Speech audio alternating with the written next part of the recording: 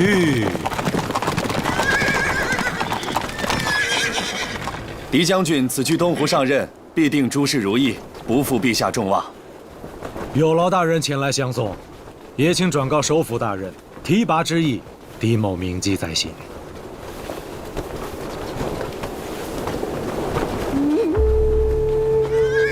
去！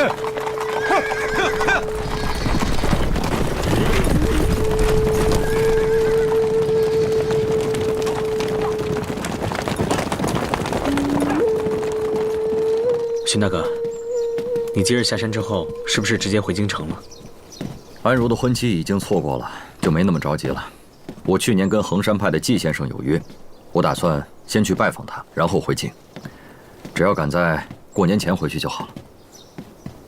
你这趟远门出了这么久，是该回家过个年了。嗯。皇儿说什么？下个月长陵王要义服出校，朕觉得应该派人问问，母后要不要同备一份赐礼。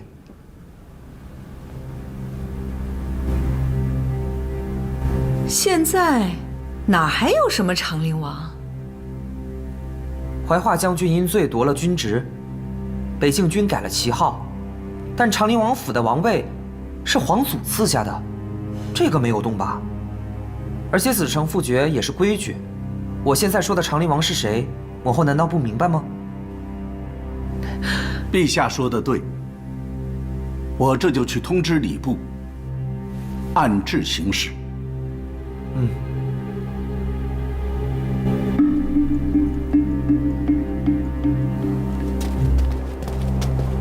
哀家原本以为再也不用听见长陵二字了。长林府早已不在朝局之中，陛下呢，只是念旧，以礼待之，由他去吧。娘娘放心，长林绝无二心。当初剪除长林军，也只是防范陈大欺主，绝没有针对萧平京的意思。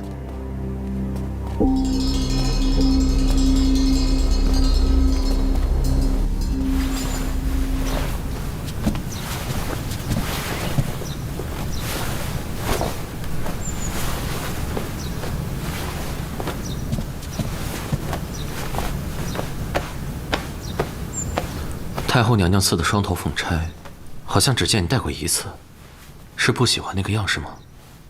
又不出门见客，也没什么大场合，何必带着沉甸甸的东西呢？说的也是，荀家的姑娘嘛，区区双头凤钗，怎会入了你的眼呢？也不能这么说，衣里要戴的时候自然要戴，只不过平日里有些偷懒罢了。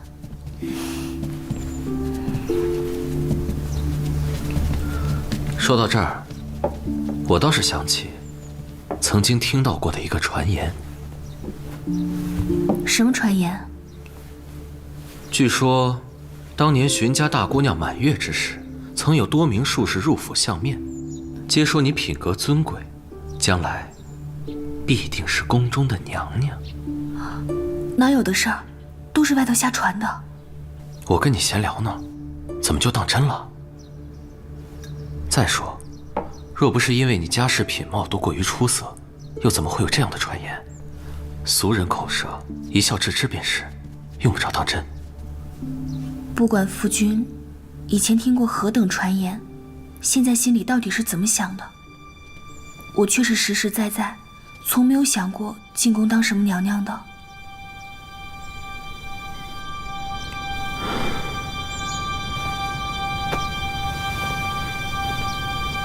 我明白你的意思了。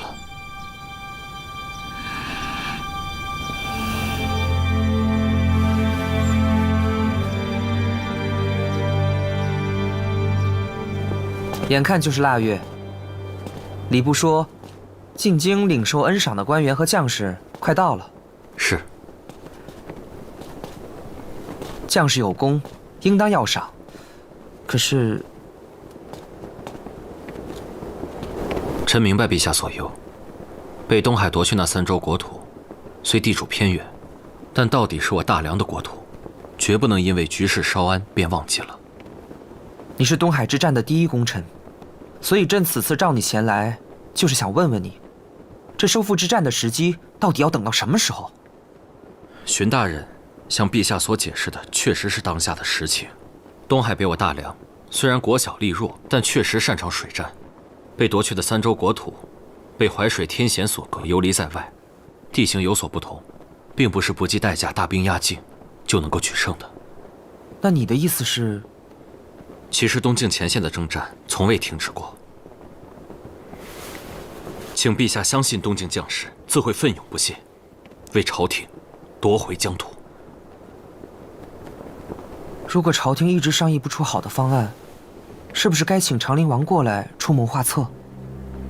啊，长陵王虽然是骁勇善战，但这东境北境到底情形不太一样。再说了，恐怕他志不在此。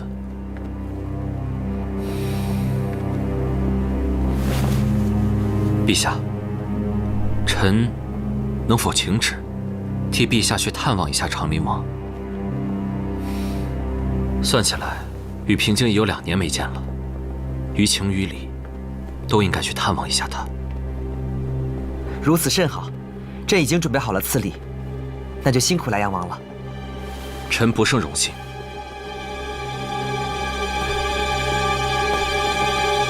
哎啊！连舟赶路好几天，今天终于有床了。只要有床，就得好好睡。想抢在腊月进京，还得快马加鞭呢。谭大哥，去拿点吃的。好。都怨将军您，非要等那些军报，不拖到最后一天不出营，上京领赏，您都不当回事儿。结果最后军报也没拿到。你这着什么急呀？我算好了时辰，误不了领赏。哼，将军这次的功劳可是排在前头的。礼部来函明说了，陛下要单独召见呢。咱们这些做副将亲卫的，也跟着长脸呐。我不管长不长脸，反正一张大脸，倒是能跟着到京城逛一逛，还是不错的啊。就你话多，睡觉。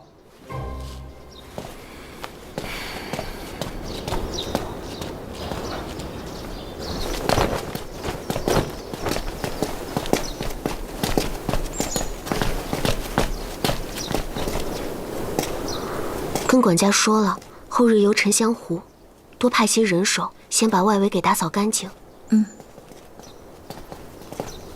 王爷，王爷今日回来可早，还不快准备午膳去？是。不用了，我身负圣命，即刻就要动身去琅琊阁。什么事情这么着急啊？陛下要我去探望一下萧平静。那我这就去准备一下随行的物品。不必了，贺成都已经安排好了。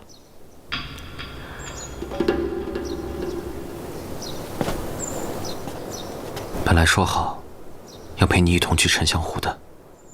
你有公务在身，又是去探望故友，臣妾这点主次还是分得清的。沉香湖此时的景色最好，若是错过了，实在可惜。这样，你后天还是动身去沉香湖，我从琅琊阁下山之后，便去沉香碧苑接你，你看如何？若是这样，那自然最好。那就这么说定了。我还有些事情要交代给下人，先去了。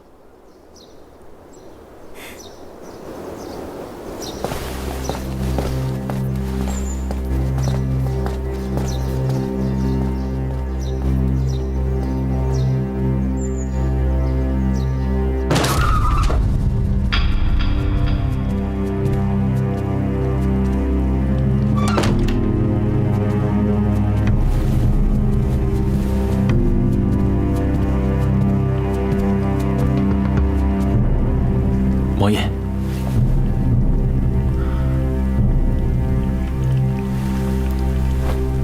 看来我在京城的动作要再加快一些了。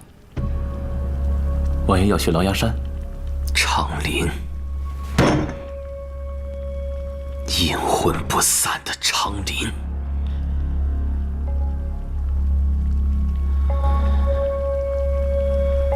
也好，我倒真是想见见这个长林二公子了。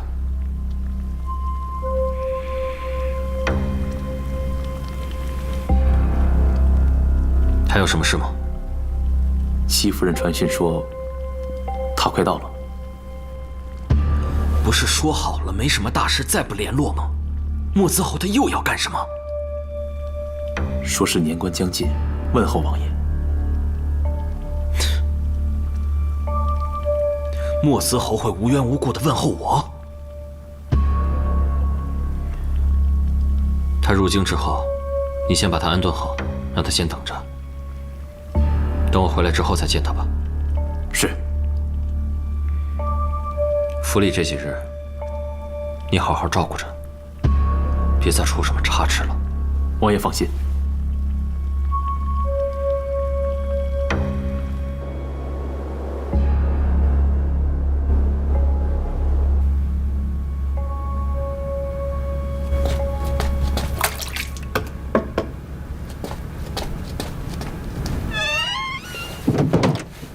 哎呀！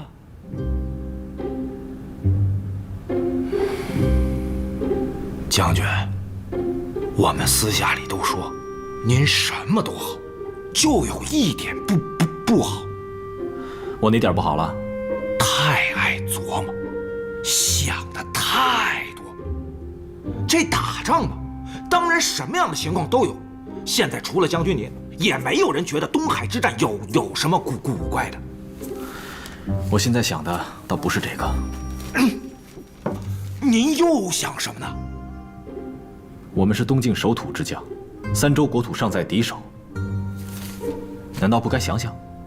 不，这个可以想。不过大战过后，您总得让朝廷喘口气儿吧。淮水以东3州，这是肯定不会这么轻易放弃的。最晚明年秋天，那肯定还是要打的。您说，您发什么愁？别说明年秋天了，只怕现在东海已经站稳脚跟了。现在我，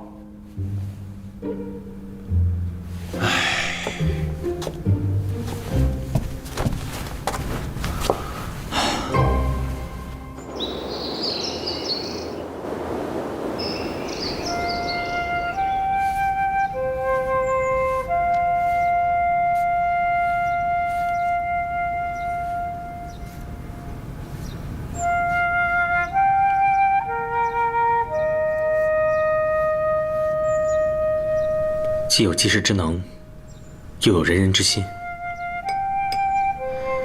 你真的比我强太多了。可不能这么比，这世间最令人心折之处，不就在于人人不同而各有所长吗？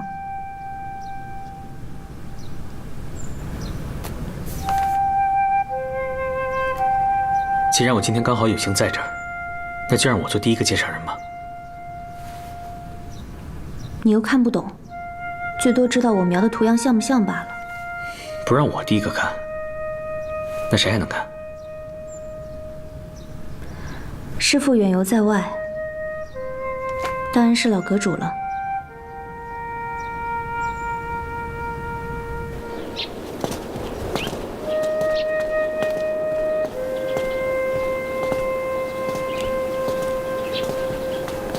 哎呀，我手炉忘拿了，算了吧。那怎么行呢？才给您准备的呢，路上怕凉。王妃稍等，我这就去拿。佩儿，就放在那岸上了。知道了。佩儿姑娘，东西都装完了，王妃的手炉忘拿了。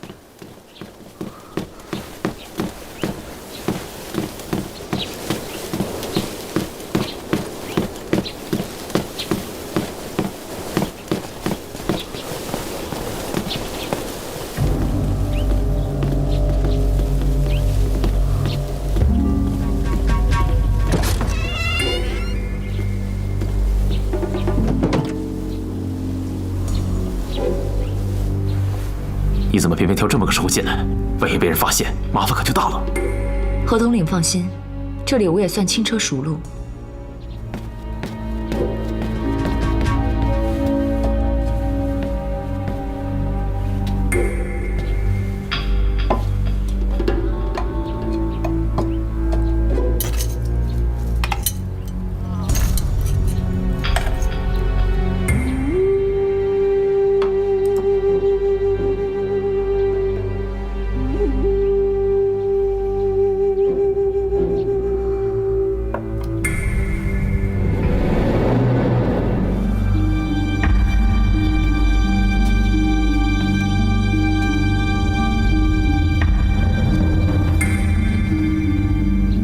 王爷呢？王爷岂是你说见就能见的？共谋东晋10州的时候，也没有见你们这般态度。兵部侍郎，朝廷4品大员，出卖军情，以致东晋兵败10州涂炭。可惜呀，这绝世的无尽宝剑。不是说东海之事以后再也不提了吗？你来有何事？尽快说吧。国主派我来问候王爷，还有另外一桩交易。谁？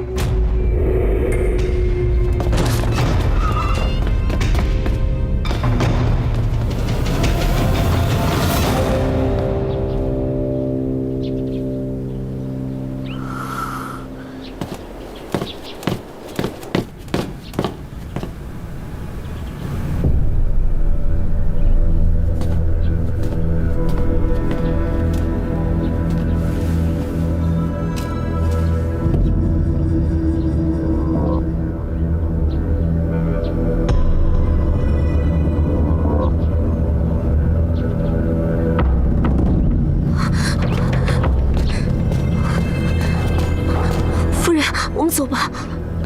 佩儿，你怎么这么慌慌张张的？我让你拿的东西呢？拿什么？佩儿，你到底是怎么了呀？最近总是毛手毛脚的，你原来办事可从来不是这样的，是不是发生什么事了？夫人，我们还是快走吧。夫人，夫人，您的手炉忘记了。有劳何大统领。佩儿，还不快谢过何大统领？谢过何统领。不敢不敢，姑娘客气了。好了，咱们走吧。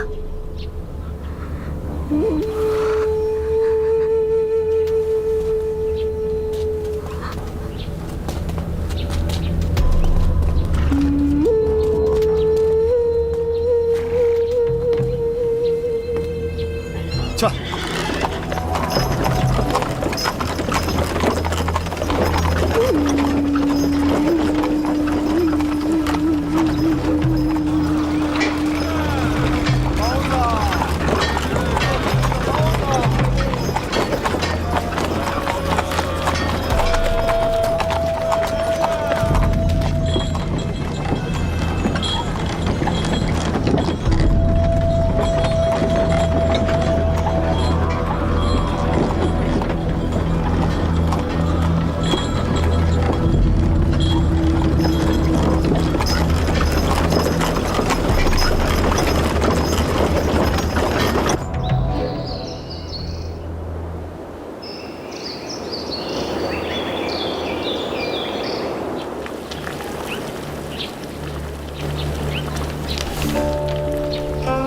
林夕啊，你不畏劳苦，遍游各国，集现有要典之大成，核定其图形，验证其药性，纠察其谬误，最终得成此典，实在是令人敬佩的功德呀！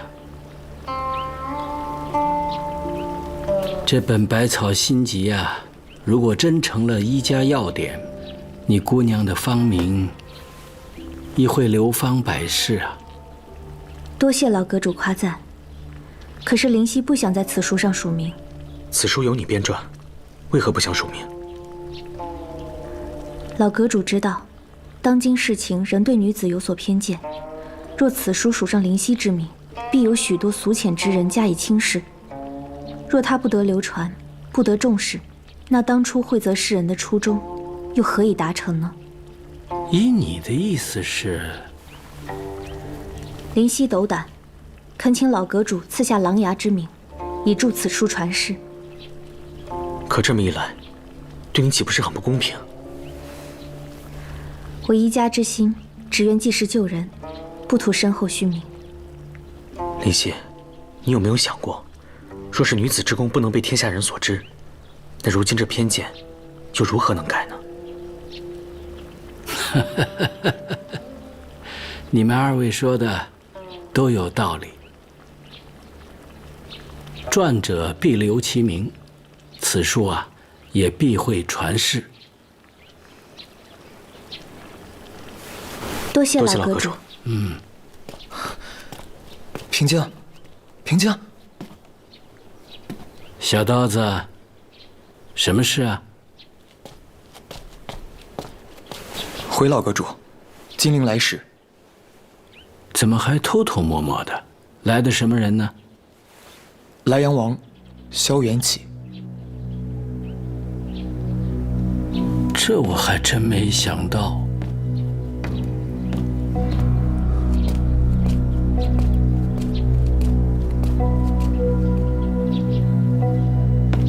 什么时候来的？已经上山了。好，我知道了。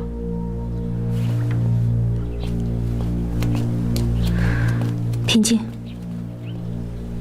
我也没想到元启会来，一起去见见他。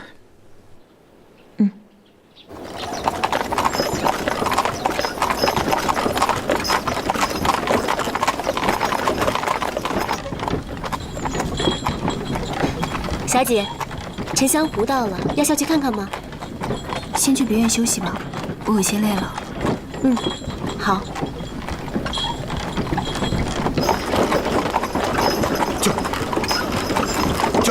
救！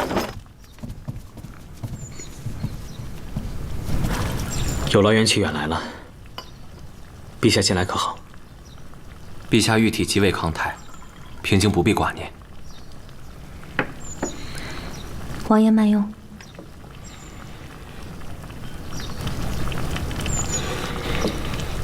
林姑娘，和你们在一起，我还是元启，叫王爷就见外了。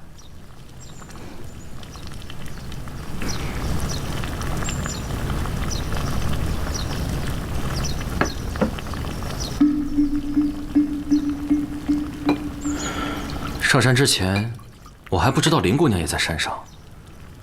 早些时候是听说你去了西南边陲一带。我也是刚到不久，想请老阁主帮我撰修医书，所以多待了些时日。若不是林夕上山告诉我，很多事我都不知道呢。短短几月连续收复7州，如此赫赫战功，我现在才恭贺莱阳王，是不是晚了些？你快别取笑我了。守土安民本就是我大梁子弟分内之事，谈什么赫赫战功呢？只不过这琅琊阁一向消息灵通，我以为那些战事你早就知道了。这事怪我了。你看这山上的日子这么悠闲，我居然不曾想起去歌房看看那些飞来飞去的天下大事。要是这么说来，我还真是好生羡慕你了。山下的人可是没你这种悠闲。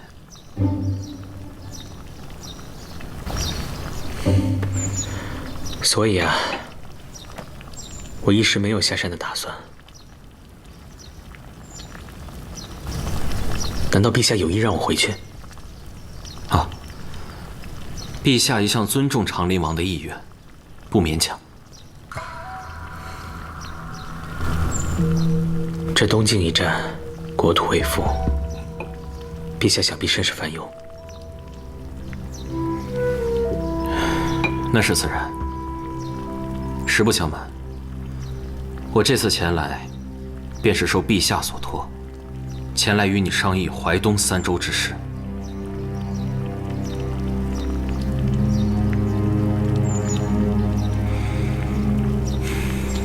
东海一战之后，内阁召集各部轮番廷议，东境将领也是纷纷献策，关于东境大局的方略，预计年后便能出来。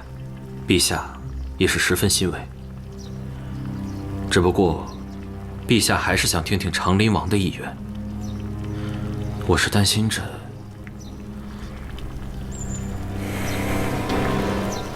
你们慢慢聊，我先告辞了。林夕，你不用走的。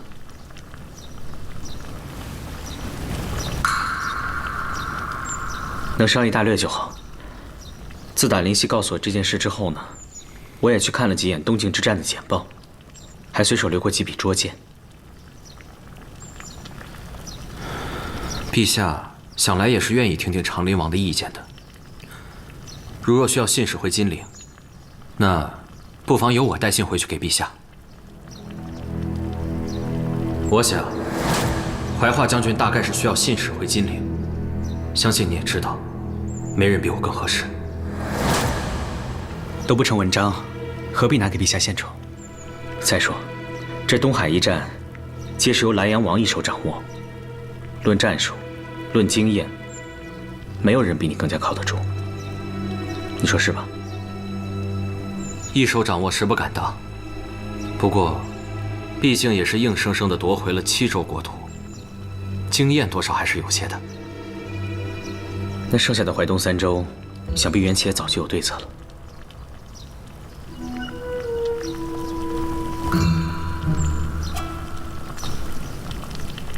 拿回淮东3州，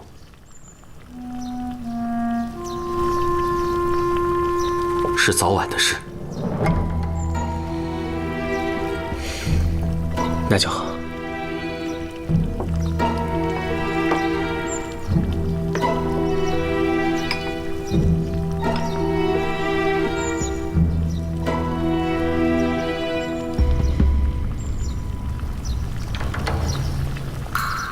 看来我不问你啊，你是不打算说了？啊？王妃近来可好？啊，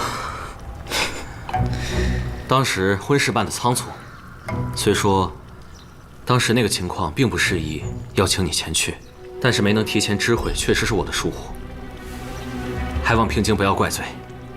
那我也提前知会你一声，也望到时你别怪罪了。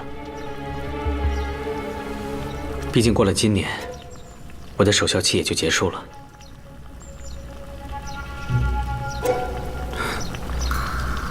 你不是说你不想？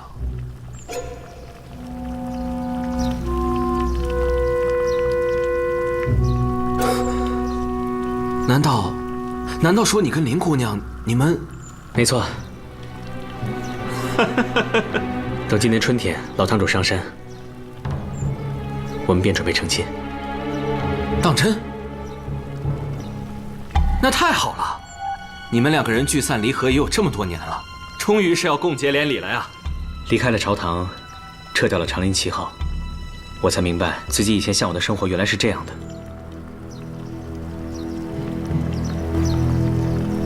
元齐，我习惯了远离朝堂、远离军务的生活，这样的日子再适合我不过了。也望你去给陛下转告一声，希望陛下可以理解。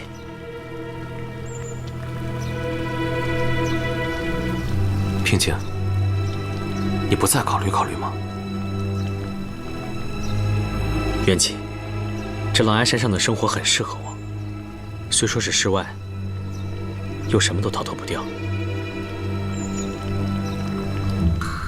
在山上，我该做的事情可能没少做。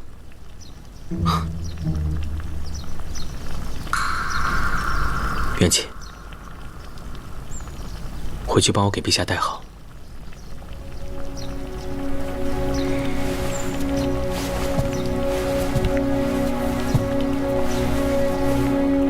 你也多多保重。保重。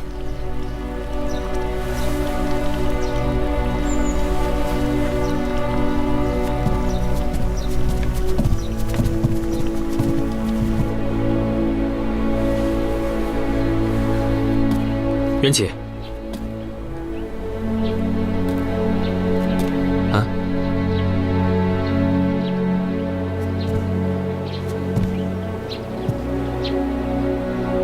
东境三州与以往不同，切莫大意。我明白。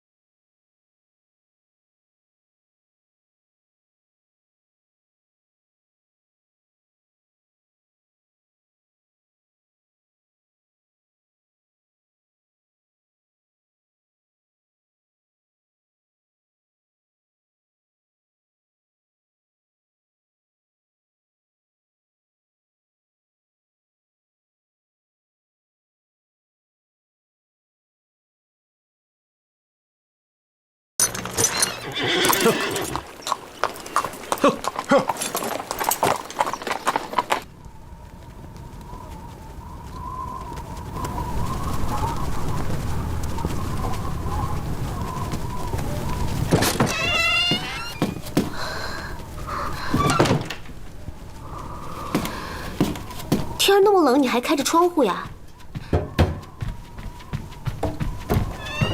下午不还头晕呢吗？头还晕吗？敏儿，我问你一句话。问吧。如果你知道了一件事情，说出来没有人会相信，还可能会因此丢了性命，你还会说吗？又没有人相信，又会丢性命，傻子才说呢。好了好了，你别想那么多了，赶紧睡吧啊。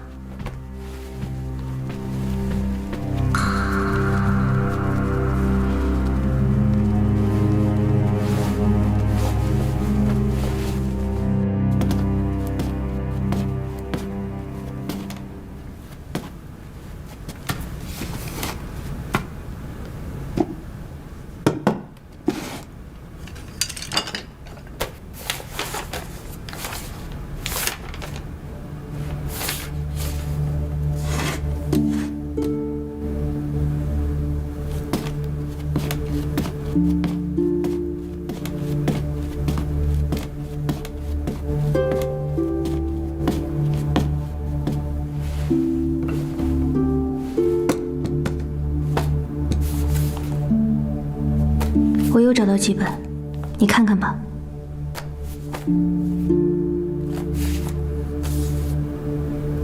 林夕，你怎么不问我找这些要干什么？这还用问吗？地方志、山水志、堪舆图册，甚至游记，只要与淮东3州相关的地理记载，你都要。你是想知道墨子侯和东海国打这场仗的真实目的吧？还有一件事情，你怀疑萧元起？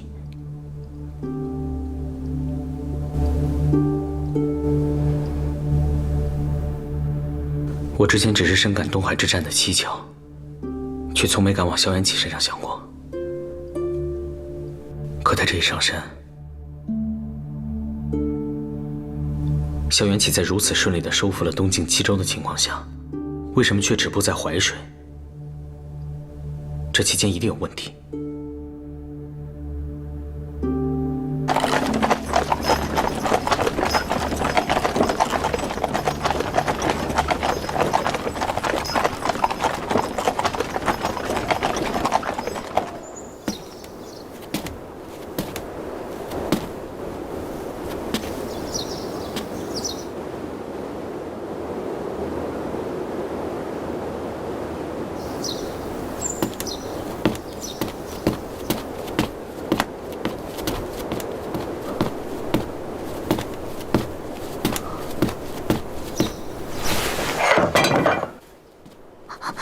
秦王妃恕罪，怎么这么不小心呢？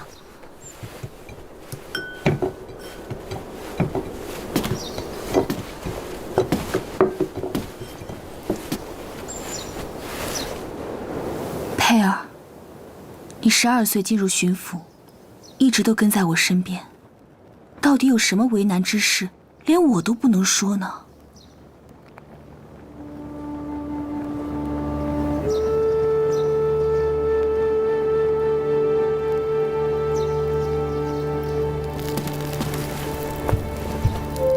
王妃恕罪，佩儿近来做事情是有些糊涂，自然应当斥责。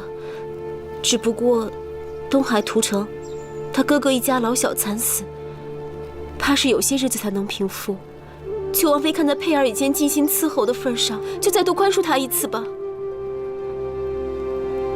佩儿，我今日在这里问你，我不是在生气，更不是想要斥责你。我只是觉得有些奇怪而已。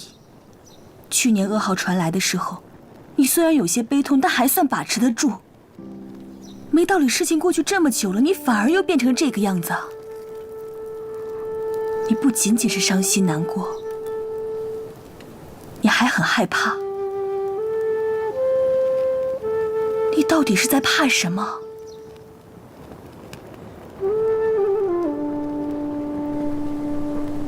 王妃一定要问。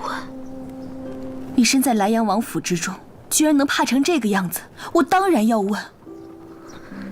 但佩儿若是说了，只怕姑娘不信。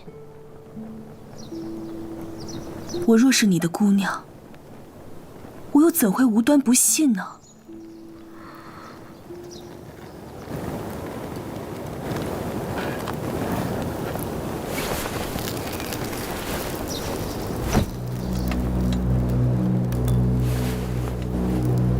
这件事，我只能告诉姑娘一人。连敏儿都不能听吗？我不知道，说了以后结果会如何。敏儿还是不听的好。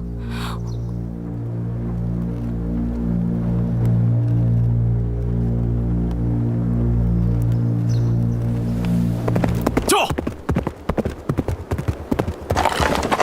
王爷！就！就！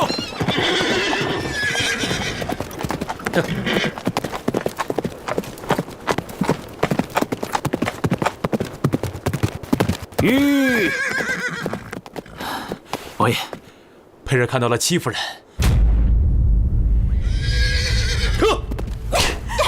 你好大的胆子，居然敢这样胡言乱语！姑娘果然不信。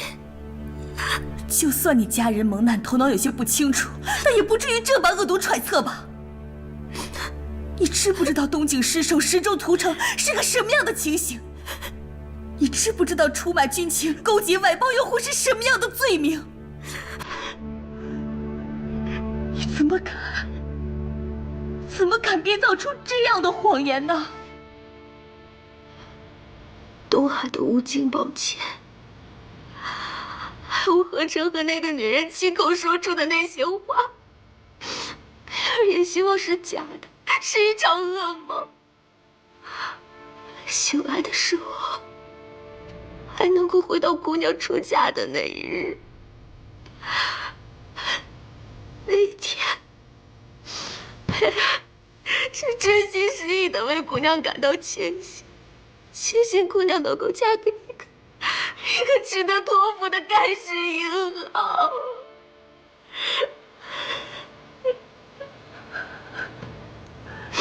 你这丫头真是疯了，你完全不懂你自己在说什么，更不懂自己说的话有多么的荒谬。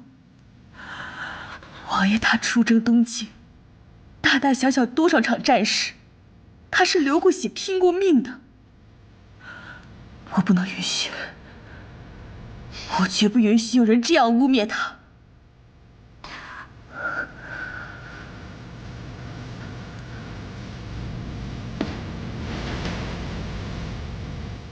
一定是有人指使你诬陷王爷，对吗？是谁？是谁让你这样做的？姑娘，我是卖了死气的奴婢，从12岁起就跟着你，我为何要受人指使平白诬陷您的夫君啊？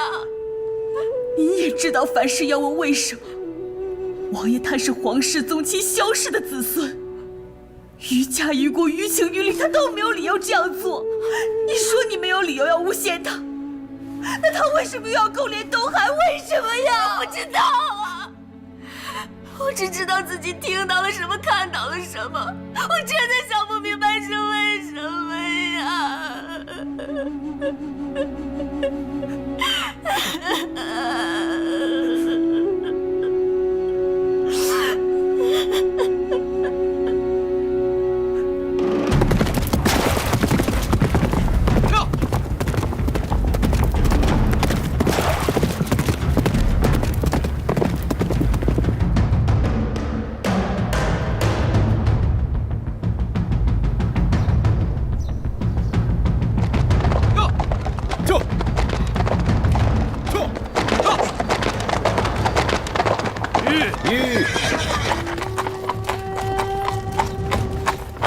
参见王爷。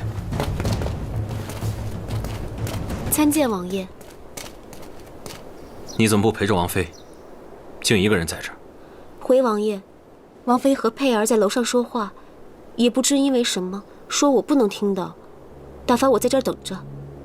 他跟佩儿说话，连你都不能听吗？是。对你来说，倒也不是件坏事。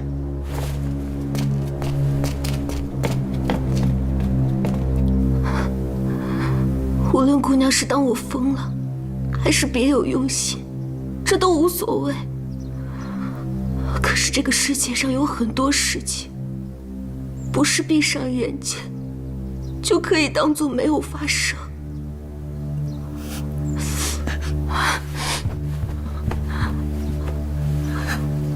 我求求姑娘，找个机会派人翻一翻府里的荷塘吧。就算真的没有那东海的无尽宝剑，至少在您的心里，也能稍得安宁啊，姑娘。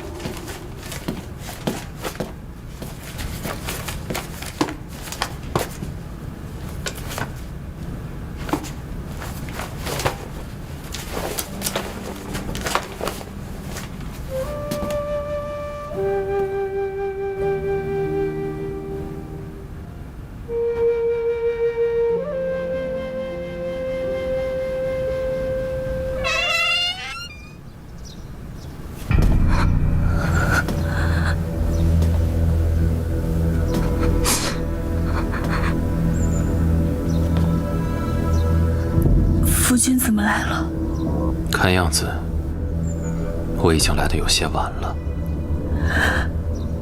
我这丫头不知怎么的，最近疯傻魔怔一般，说出的话怪诞可笑，倒也不必当真。王爷如果觉得生气的话，就把她远远打发到农庄上去，让她再也见不到一个认识的人。您觉得可好？怎么打发一个丫头并没有什么要紧的。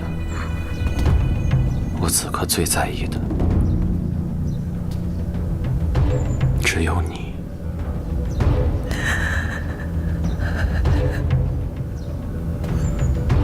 安如，你是高门世家教养出来的姑娘。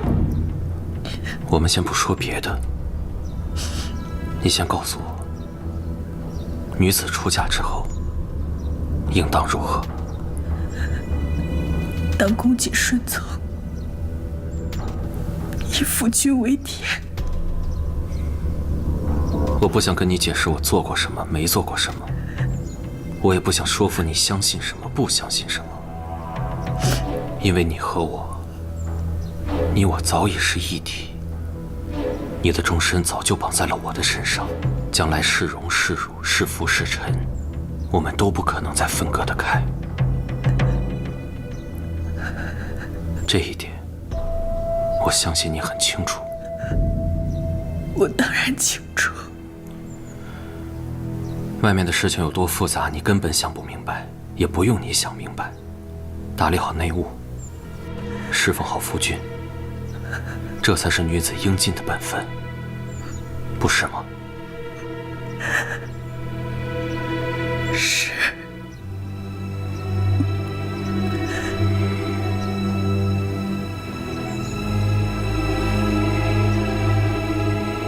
那你现在告诉我，这个丫头以奴傍主，应当如何处置？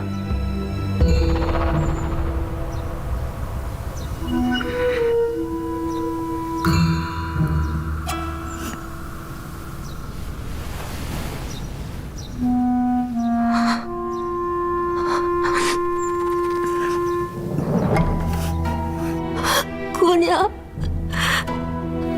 王爷的清誉岂容置疑？你这个丫头，实在是胆大妄为。为了王府的清誉，不能再让她有机会胡言乱语了。姑娘，听到王妃的吩咐了吗？是。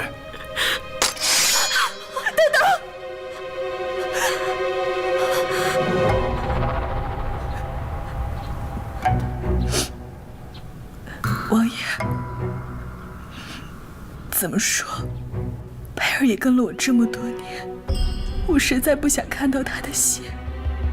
这外头的沉香湖，好歹也是一池净水，就让这丫头干干净净的走吧。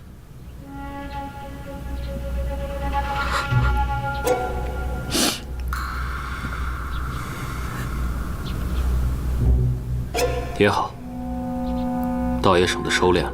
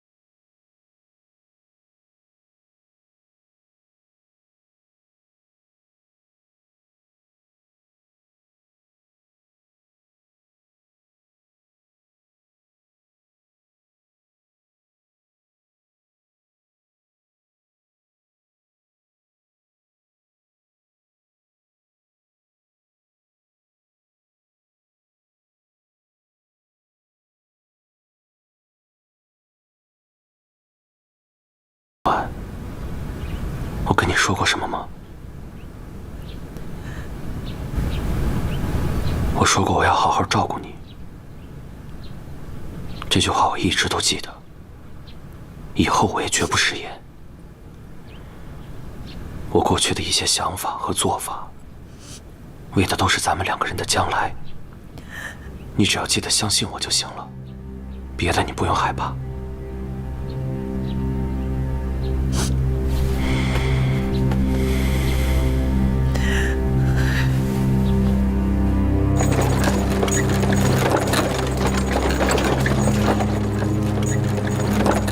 王爷，没事了吧？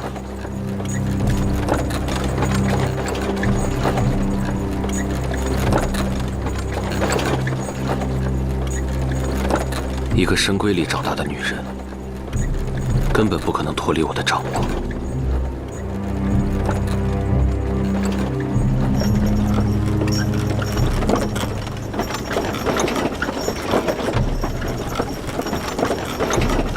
佩儿呢？你不要问，永远也不要问，不要再提。就当这个世界上从来都没有过佩儿这个人。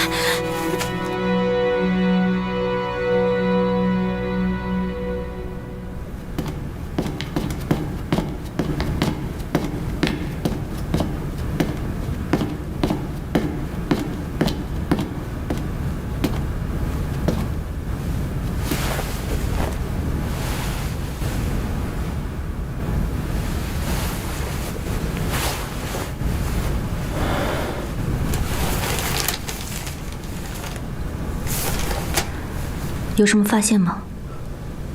这淮东3州可见深水船坞。东海想借深水船坞，难道这是莫兹侯的目的？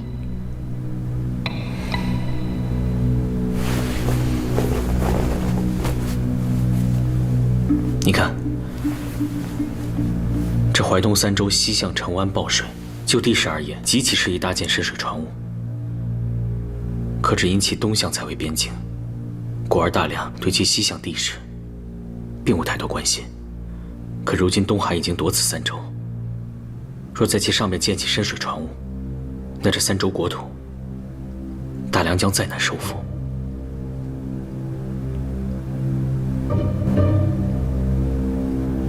萧元启断送3州，换来了7州的军功。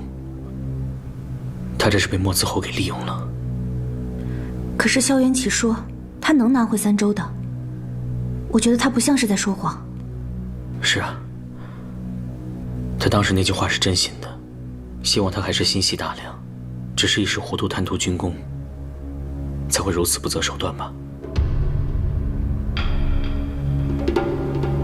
元启毕竟也是先帝同胞的一父子，只因为父母之事才一直没有被重用。我之前从没考虑过他的感受，他的野心。我明白一个心怀大志却无处施展的人，有多想证明自己。这事是我没做好。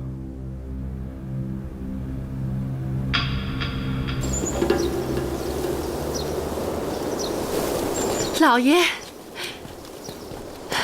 飞展来信了。驿站捎来飞展的书信，说是要回来过年。快给我看看。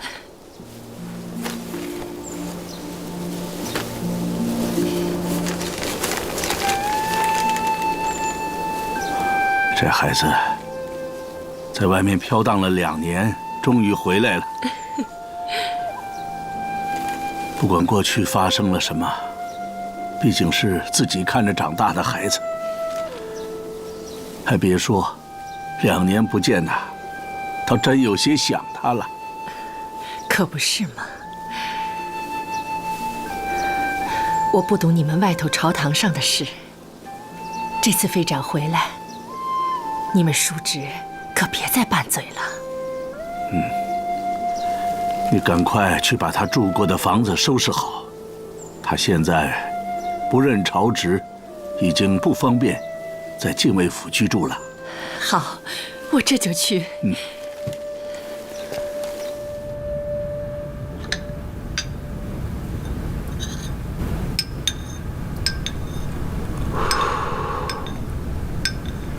大夫说你受了惊吓，得好生喝几服药，慢慢静养才行。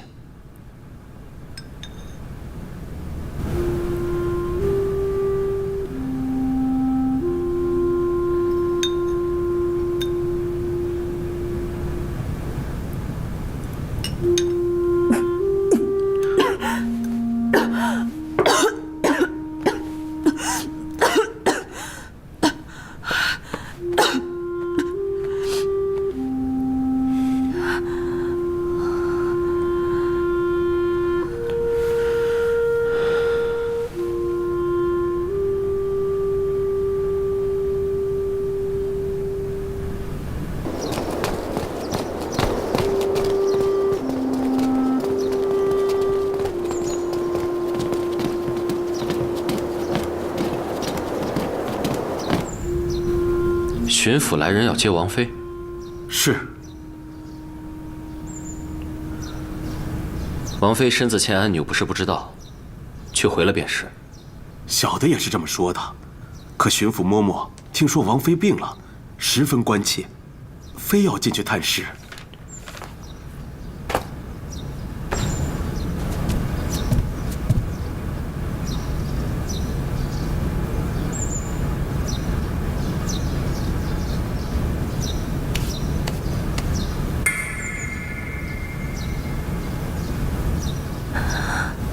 替我谢谢婶娘，等身子好一些，再去向婶娘请安。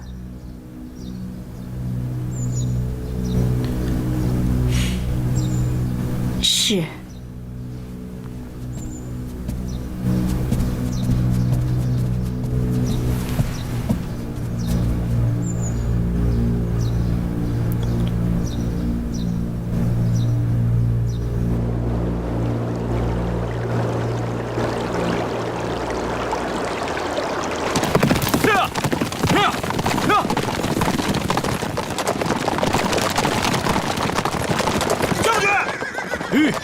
你又怎么了？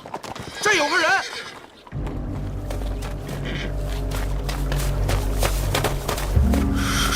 是个姑娘，活着。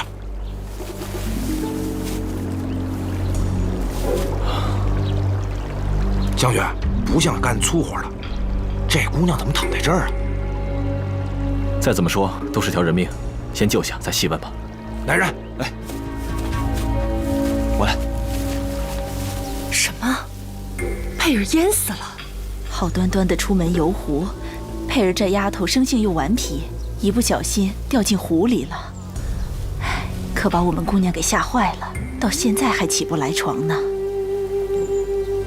怎么会是佩儿呢？这丫头是从东边买来的，一向水性很好啊。到底是寒冬腊月，这一掉进湖里，整个人给僵住了吧？好了好了，不要再说了。关键还是安儿受了刺激。虽然说莱阳府什么也不缺，但是还是要准备一些安神定气的补品，派人给送过去。是。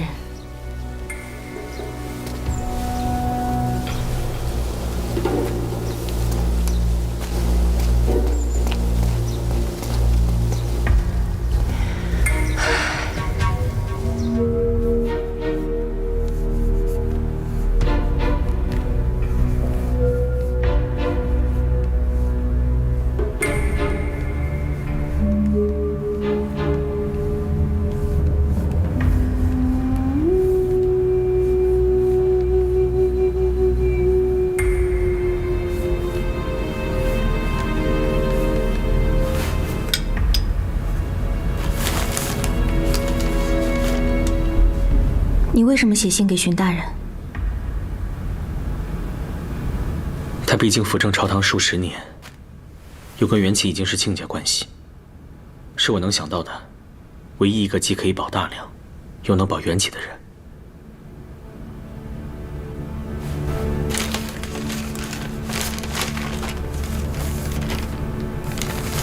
你不打算自己回去了？我不想回去。金陵城也没有几个人希望我回去的，就算我寄信，也是要寄给飞展大哥，再由他转交给首辅大人的，免得首辅大人又多想什么。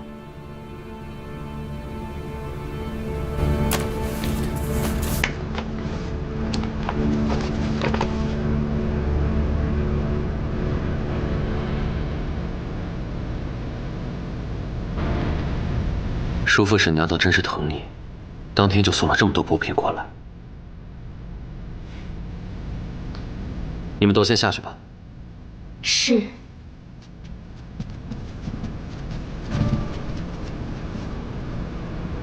安如，你应该也不愿意让他们失望吧？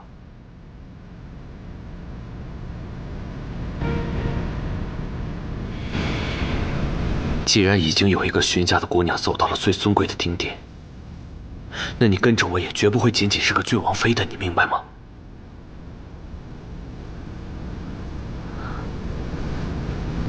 我明白了。你如果能明白，那自然是最好了。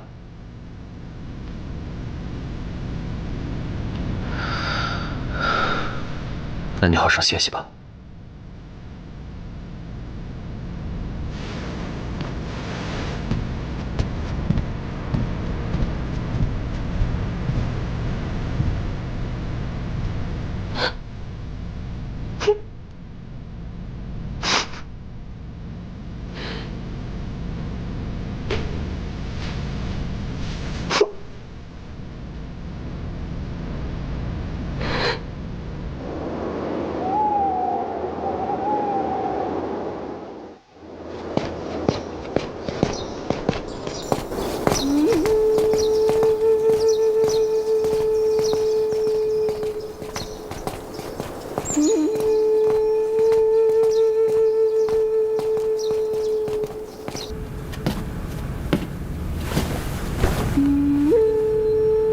参见王爷，恭祝王爷新春吉运。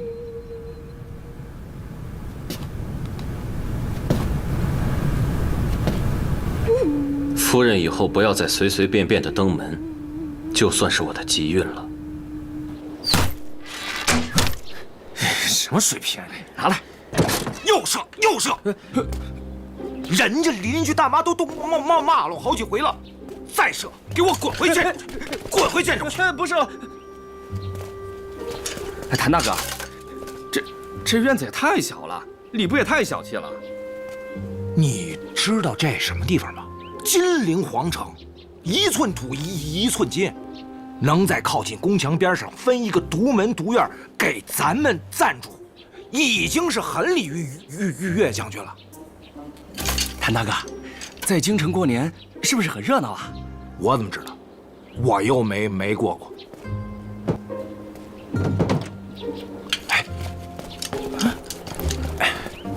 那姑娘醒了吗？还是昏昏沉沉的，说不清话，也不认得人了。这都已经烧了多少天了呀？该不是已经把脑子烧傻了吧？再傻能有你傻？闭嘴！要不趁着大妈不在，我再来几箭。也别射了，一会儿又要被说了。王爷得胜回京，看似赫赫扬扬，门楣光鲜，但实际上，这朝堂中枢的权柄，您究竟能燃之几分？荀白水把控京城多年，无论您再怎么安插人手，缔结盟友，收纳羽翼，只要金陵周边出现任何异动，您都不可能瞒过他的眼睛，抢得先机。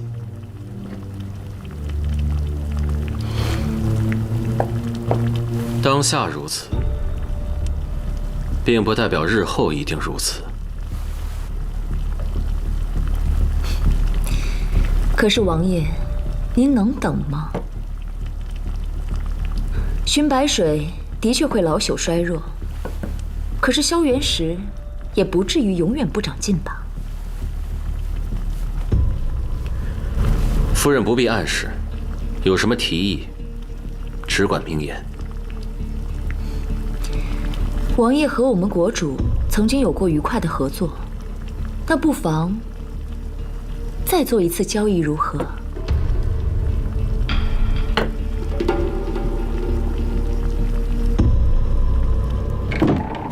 哎，将军回来了。哎，将军，哟，谁惹您不高兴了？没有，就是觉得有些厌烦。这前几日大家一块去了宫宴之后，我原本以为只要安安静静的待着，等待礼部排期觐见陛下就行了。这没想到应酬越来越多，连续几日不是这个请就是那个请的。这不去的话得罪人，去了又觉得无聊。帝都跟咱们边城不一样，您又是有机会面见陛下的人，这应酬当然多些。唉，要不这样，下回我去。你去，啊？你去更无聊。来，射2箭。好嘞。哎，不是，邻居大妈说了，不让射。管他呢，摆上。再来一次交易。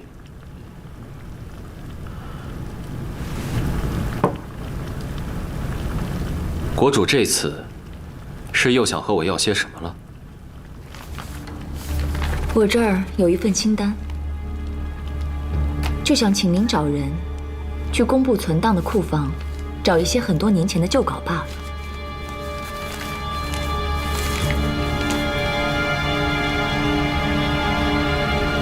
这个倒不难，只是国主能给我些什么呢？王爷现在也是有身份、有名望的人了，放眼整个金陵城，唯一有可能让您一败涂地的，就是寻白水。可是我们这位首辅大人深得皇帝的信任，想要在朝堂上扳倒他，基本上是不可能的事。所以国主料定，王爷您最终就只有一条路可走。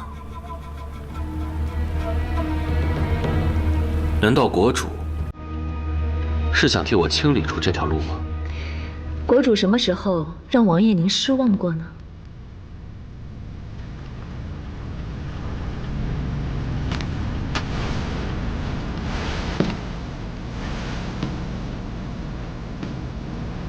朝中不管谁人与我为敌，只要不是寻白水，那就算不上什么危机。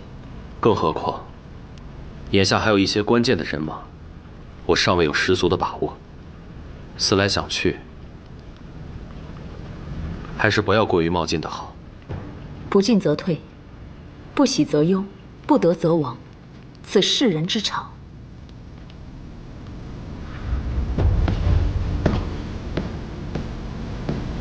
无论东湖雨林最终是何走向，寻白水始终是您绕不过去的关口。国主对王爷寄予厚望，怎么王爷您自己反倒是临阵退缩了呢？该怎么做，本王自有主张。夫人不必多言。启禀王爷。进来。王爷，内院来报，王妃突然之间昏过去了。请大夫了吗？请了。姿势体大，容日后再议吧。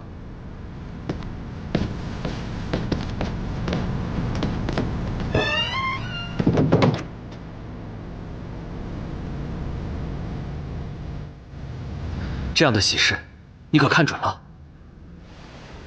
回王爷，王妃的脉象还算明显。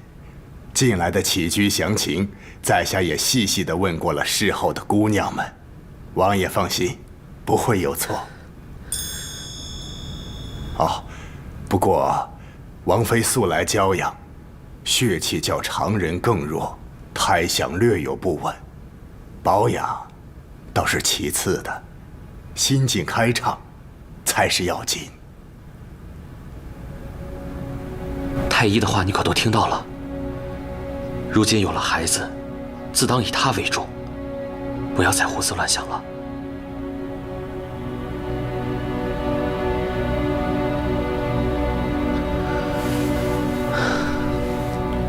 那就有劳太医了。在下告退。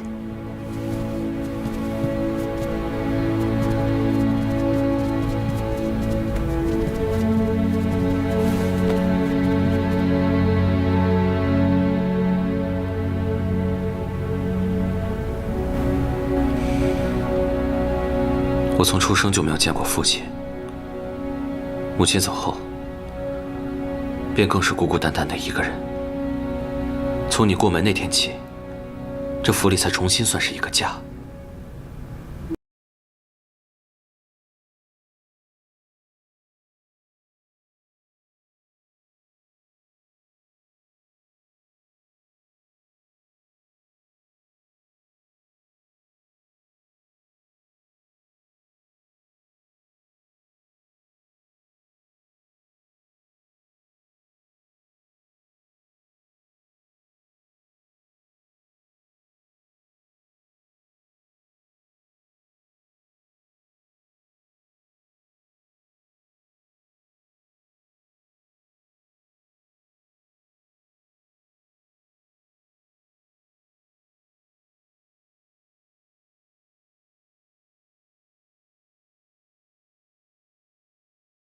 忘记，而是你。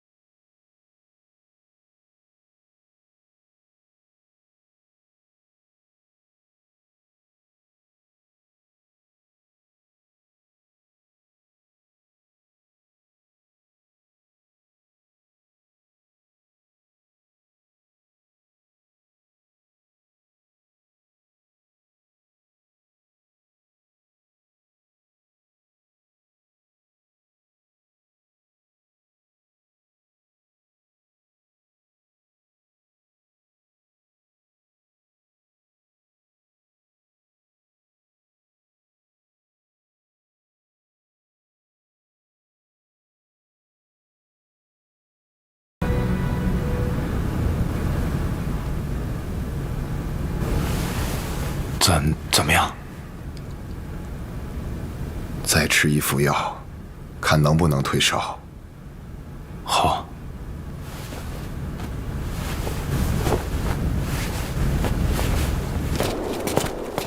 那你慢走啊，留步。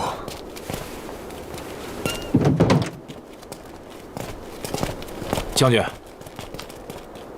那位姑娘能问话了吗？恐怕还不行。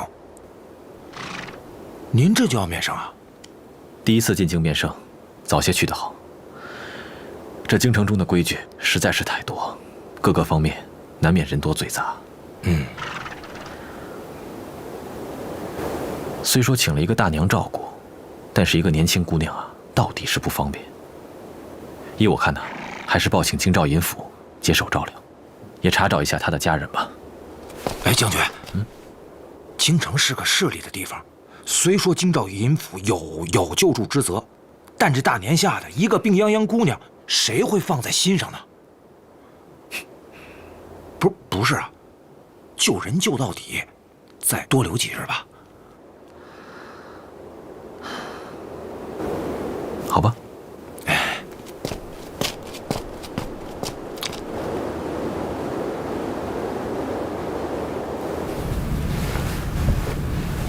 臣岳银川，奉诏参见陛下。岳将军平身。谢陛下。10州溃败，满目皆是无能之辈，唯有岳将军独得胜果，可见是个难得的奇才。所以朕特意嘱托兵部，一定要单独召见。谢陛下夸奖。但是臣以为，东境之战是败于军情泄露。东海我有整整10州的兵防图籍，知道我方山川地貌，在何处驻军，兵力几何，由谁统领，知道营库、粮库、兵器库所有要害的位置。所以在微臣看来，东海之战虽有全线溃败之辱，但也并非都是将士无能。放肆！陛下好意赞你，你听着就是了，竟敢当面顶撞。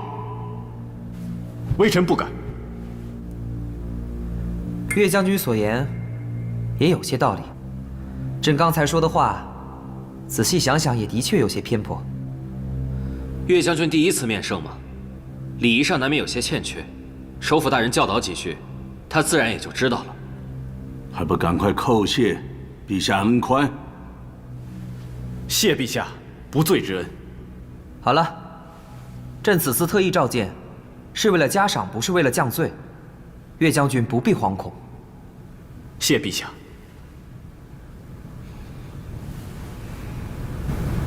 微臣还有一事，想向陛下进言。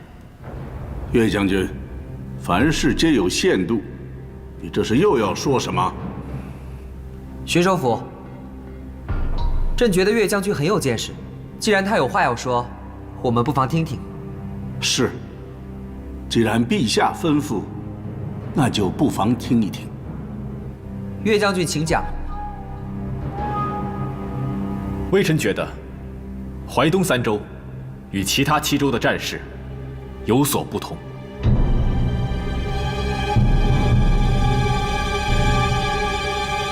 淮东3州的战事如何与其他7州不同？东海借助内奸情报，突袭10州，血腥屠城，丝毫不计后手，进得快，退的时候也是毫不恋战，故而其实力基本未损，收缩回淮水以东，再凭借水师封疆，故而臣斗胆推测，东海真正想要的只有淮东3州之地而已。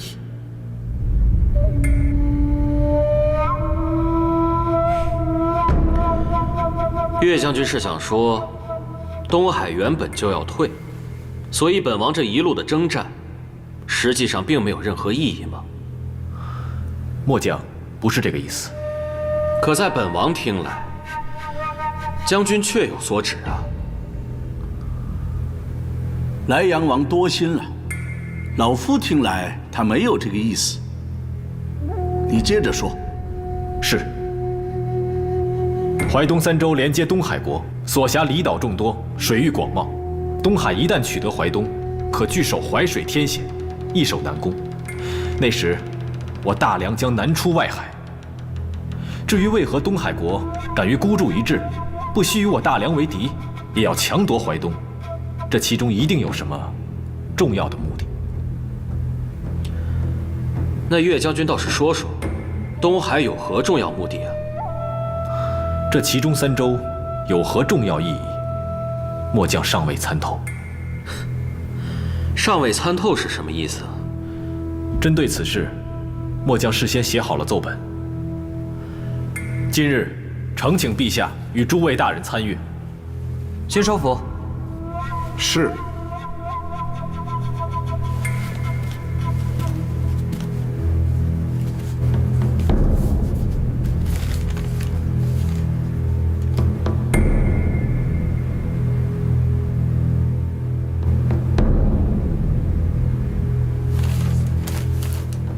岳将军的想法，老夫觉得很有详加研判的必要。陛下，首辅大人所言极是。潮州上下对于东海的了解实在太过不足，也确实有可能如岳将军所言，低估了其守住淮东3州的决心。不过在臣看来，对一国之研判牵涉到方方面面，切不可操之过急，以免结论草率，反而于事无补。眼下正是年尾，祭祀仪典关乎来年国运，也不可轻慢。故而微臣建议，不妨等到年后，由内阁统召各部，详加商议，把整个东境大局重新安排一遍。莱阳王所言也有道理，不急在一时。岳将军的想法，见解独到，颇有可取之处。既然开年要重商东境大局，年宴之后，你不必急着回去，留在京城，听从安排。好，就这么定了。岳将军留在京城，年后大家一起商讨战事。臣遵旨。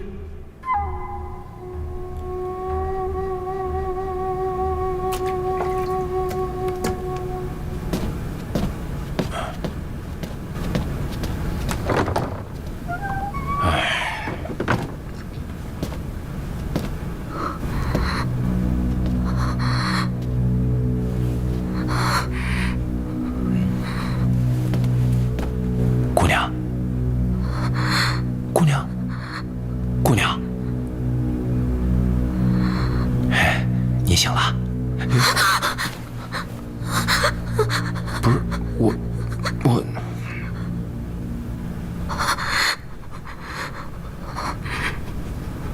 姑娘，你别怕啊，你可算醒了。你叫什么名字？你能听懂我说话吗？不会是个哑巴吧？哎，你昏倒在城外头，记得吗？我们把你救回来的。城里啊？你会说话呀？我为什么会在城里？为什么要把我带回城里？不行，不行！哎，你别怕啊，我没别的意思，我就想问你，为什么必须要离开？离开之后，你又要去哪儿？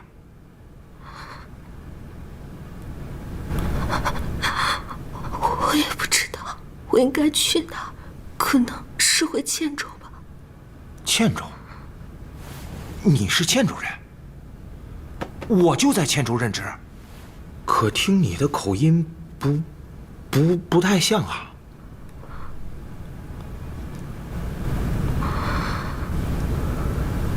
我离开家乡已经很久了。哦。王妃，茶凉了。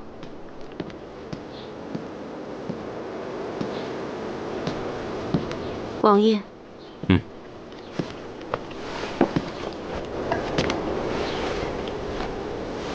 天气凉了，夫人有孕在身，还是不要在园中逗留太久了。这是你进府之后的第一个年关，很多事情你还不太清楚。我把府里平时来往的人和要走动的关系列了一份单子，你照着准备就是了。是。这次东境来京的人中，陛下钦点了10个，恩准留在京城参加年宴，这一份是他们住的地方。你也各备一份礼送过去。这几个人，礼单加厚1倍，这个月银川加厚2倍。好。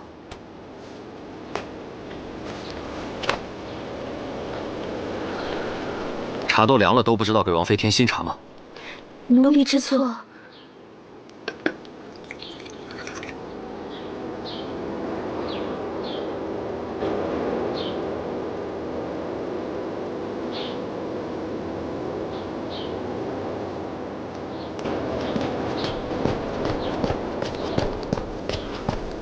岳将军，您要调阅的军报抄本都给您找齐了。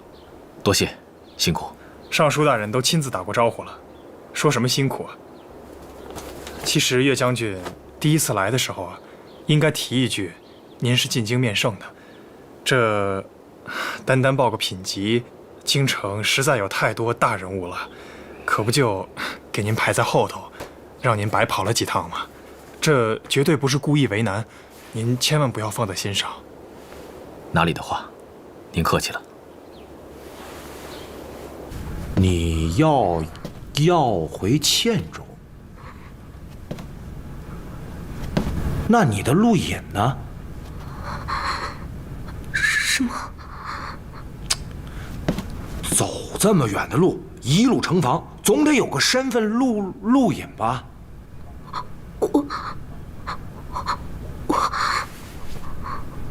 知道你现在的样子像什么人吗？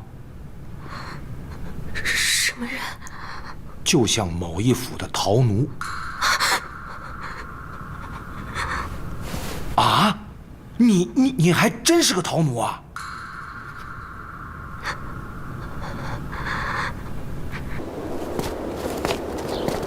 将军回来了，把谭衡叫来。将军，那姑娘醒了，谭将军正问话呢。把东西放我屋里去。是。求大人放了我吧！哎，不是，我真的没有做错什么事，真的没有。我也没干什么呀。我就只是想要你别哭啊！怎么回事？而已。你干什么了？我没干什么啊！真的，我就问他一句是不是陶奴，就把他吓成这样了。哎呀，你要真的想走，谁也不拦你。可是你想过没有，姑娘，你大病未愈，又没有盘缠，连个身份你都说不清楚，你怎么活着从京城回到家乡啊？我们是真的费了一番力气才把你这条命救回来，实在不想眼看着你又出去送死，是不，将军？你自己处置，我不管。将军，你去兵部要东西拿到了吗？晋尚书发话了，当然拿到了。哦。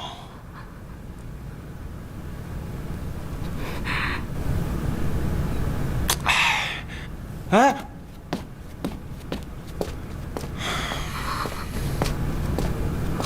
你刚才叫他将军啊？他是我们茜州营岳将军，我不是跟你说了吗？我们不是歹人，也不管抓陶奴。那，你说过，曾在茜州任职。你家将军打过东海之战吗？打过，我们都打过。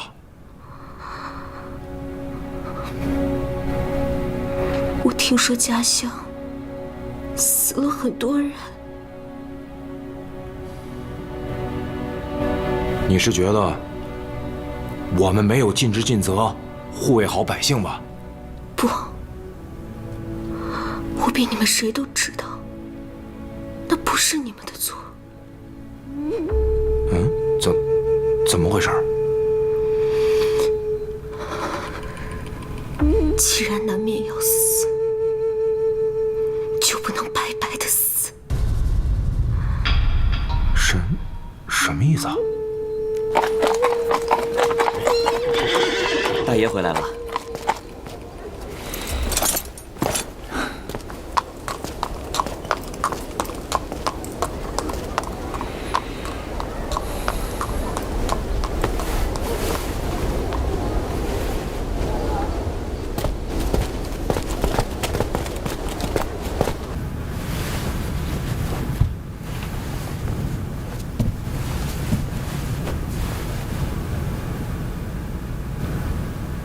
你真的是巡抚的丫头？我已经不算是巡抚的丫头了，应该是莱阳王府。那你又为何要逃出莱阳王府？又想要跟我说什么？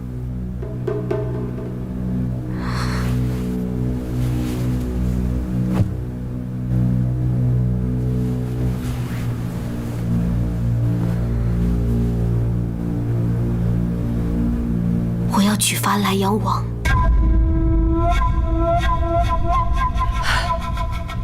你这孩子，你还知道回来？婶娘，是非展不孝，这几年让婶娘操心了。回来就好，回来就好。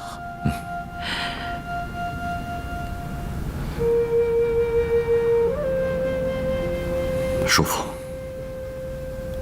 经年不见，叔父身体想来可好？还好，还好，只是宫里的事情太多，没有办法。当陛下再长几岁，一切就会轻松了。飞展才回来，肯定累了，以后还有说话的机会，先让孩子休息吧。好。你住的院子我都收拾好了，婶娘送你过去。多谢婶娘。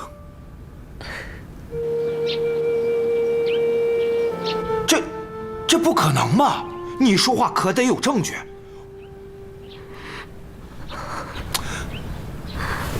无凭无据的，你一个小丫头的话，你让人怎么采信啊？是不，将军？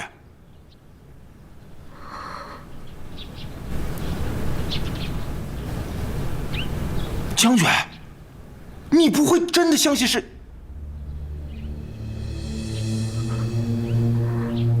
啊？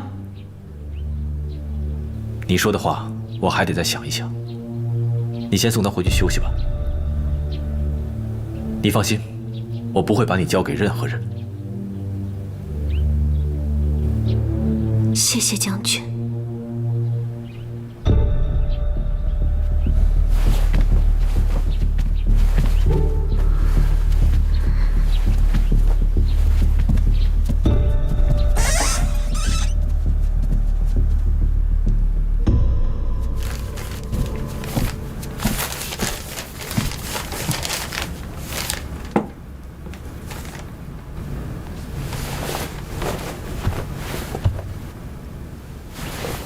原来将军一直在怀疑莱阳王吗？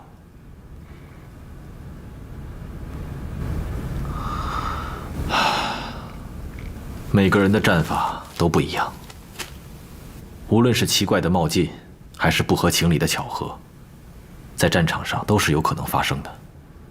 所以，即便是对你，我也不能明说自己到底在怀疑什么。直到今天。一个远在京城的小丫头，直接说中了你心中的疑虑。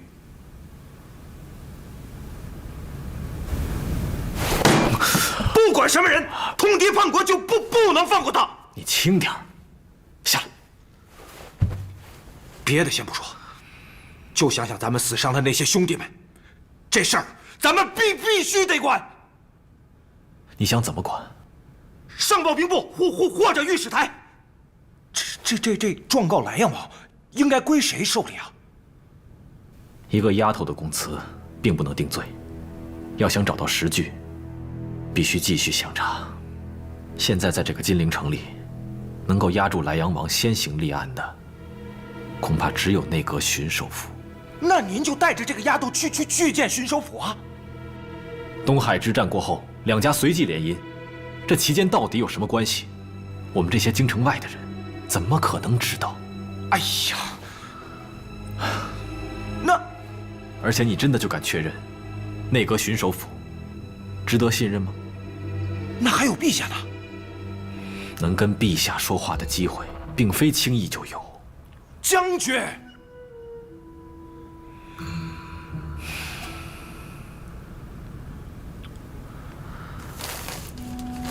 莱阳王正是声名赫赫之时，我一个五品参将想要扳倒他，恐怕连走出第一步的机会都很难呢。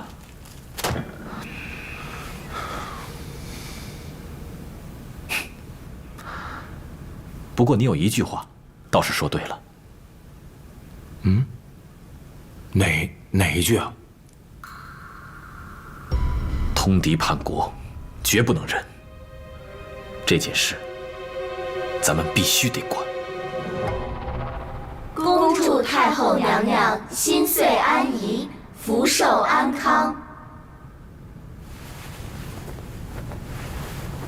都起来吧。谢太后娘娘。今儿是大年初一，最是新春吉祥的日子，宫里以喜乐为上，哀家也不拘束你们。既然已经拜过年了，领过赏，各自玩乐去吧。谢太后娘娘。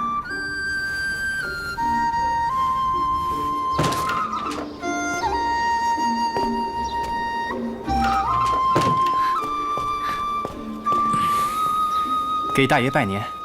啊，大爷您的信才送到的。给老爷带个话，说我一会儿过去拜年。是。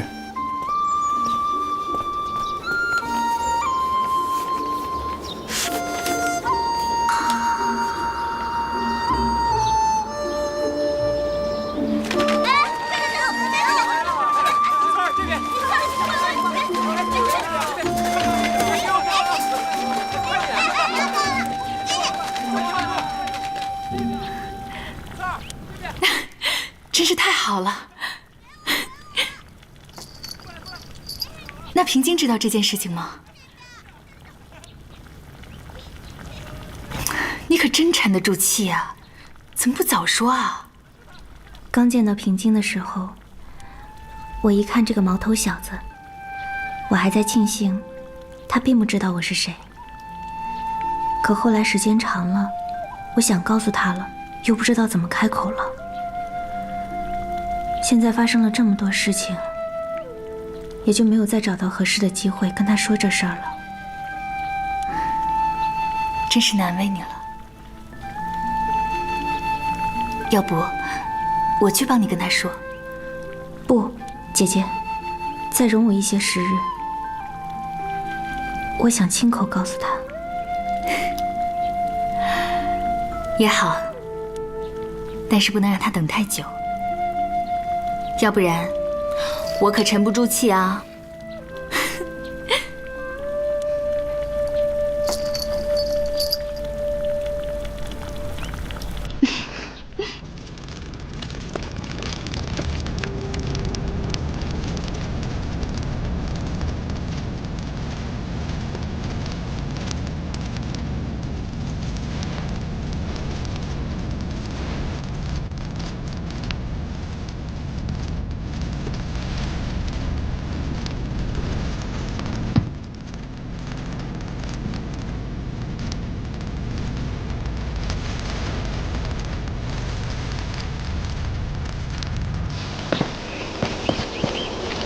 这琅琊阁上竟然比往日还要安静，没有一丝棉味儿，也就侧耳一车红棉袄的跑来跑去。山中无岁月，自然如此。这琅琊阁冷眼旁观这么多事，一年一节，一时一季，又有什么可惊奇的呢？话虽如此，但对于我来说，这一年300余天，一天12个时辰，却是最漫长的煎熬。平静。没了大哥，没了父王，也看不见你。这3年来，我自己心里的声音听得清清楚楚的，所以我不能再骗自己了。李姐，我想伴你游历山水，想陪你撰写遗书。我想做的事情还挺多的，但是我就是不能想象，我未来的日子如果没有你会是什么样的。所以我想请你答应我，让我与你此生相守，永不分离，可以吗？平静，我有件事情要告诉你。等一下，林夕，那银锁我早就已经摘掉了，想必你也知道那是父王的意愿。可我都等了这么久，那姑娘一直没有出现，所以我相信她一定有个很好的归宿。如果那姑娘出现了呢？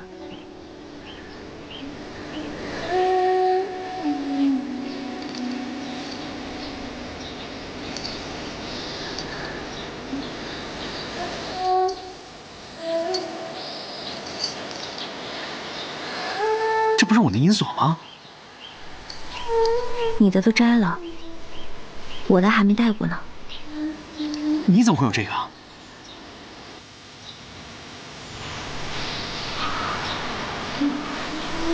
对不起啊，平静，我应该早点告诉你的。不可能。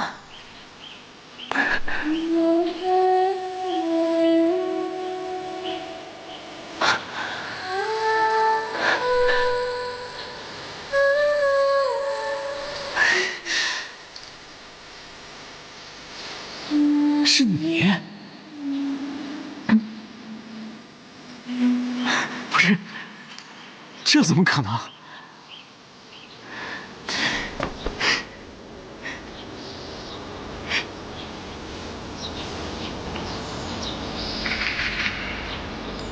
我和林夕准备开春之后下山，先到梅岭，将婚事拜告于父王墓前，之后呢，同行去北燕，他在那里有百草新卷要编，而我，就全当替兄长游一下这邻国山水。那金陵呢？终于放下了。虽然心中曾经寒凉，但家国于我，永远不可能完全放下。我只是不再试图背负一切，不再勉强自己，去面对不想面对的局面。父兄对我的期许，也就是如此。是我之前想太多了。是啊，逝者所愿，只要平安喜乐就好。你自己选择背负的，全是你自己的本心。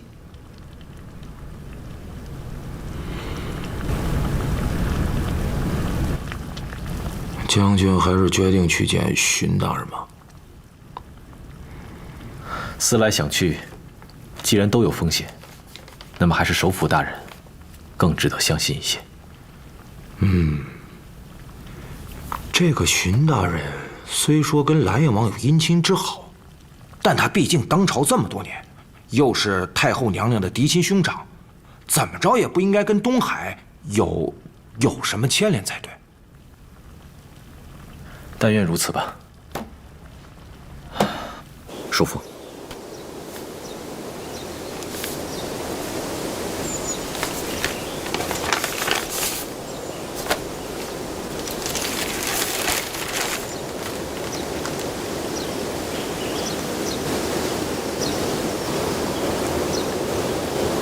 彭州深水船屋。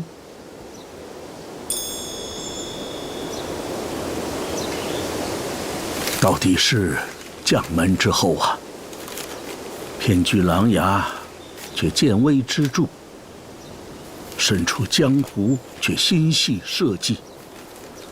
我知道了，待我向他致谢。你放心，叔父还没有老糊涂。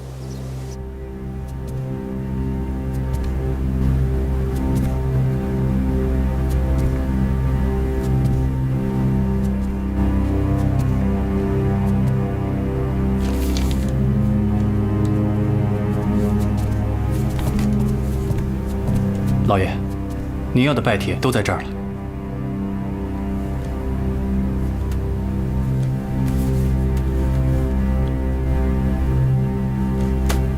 给这位岳将军回帖，让他明日过府。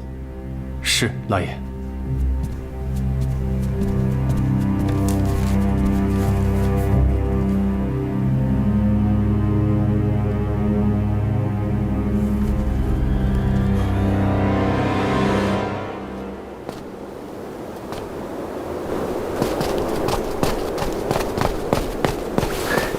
何大人，久等了。你们随大人呢？不是毕府封印了吗？只留小人当值。大人有何要事？是这样，我有些重要的旧档需要查一下。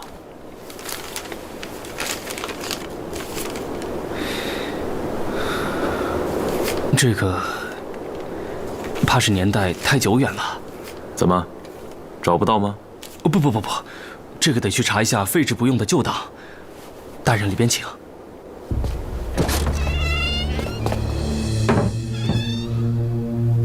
大人请看。啊，这边还有。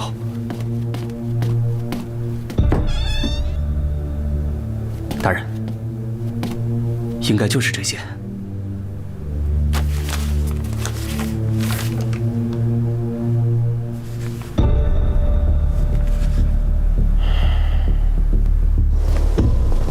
将军是第一位提出来要私下会面的人。你知道，这年节之中有多少人到老夫的府中来拜会吗？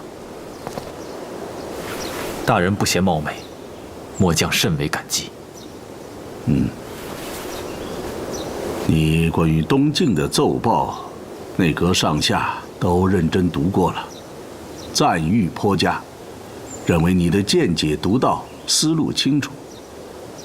所以老夫觉得，你不是不懂得拜会的规矩，而是另有缘故。是。你说。末将今日前来，愿以身家性命，向首辅大人举报莱阳王。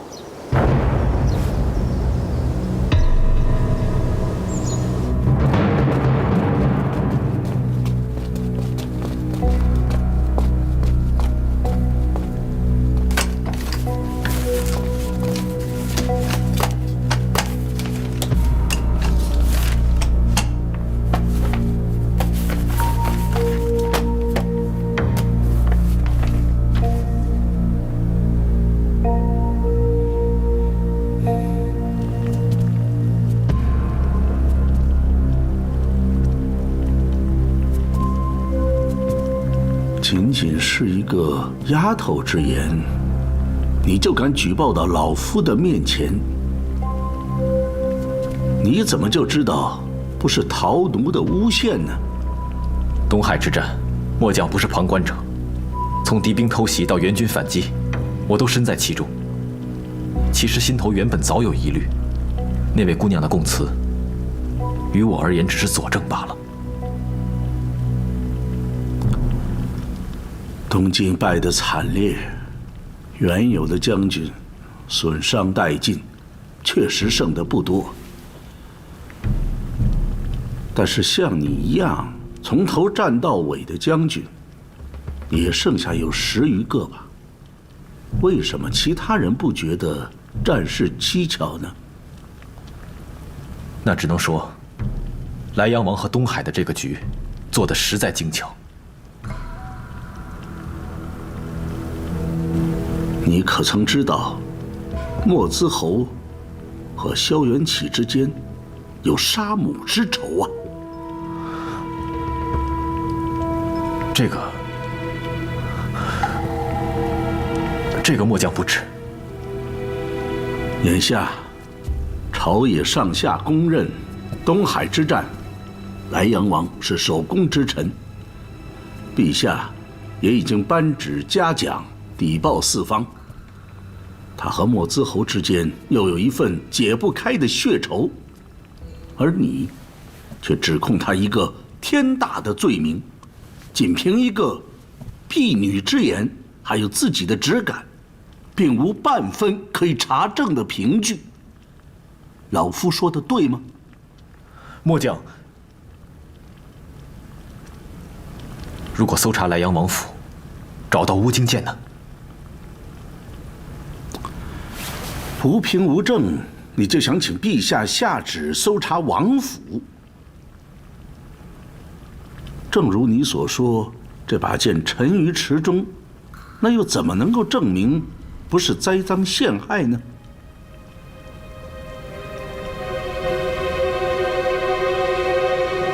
或许我可执大人印信去大理寺，调阅东海通敌一案所有卷宗，重新梳理一遍，说不定能发现什么切实的线索。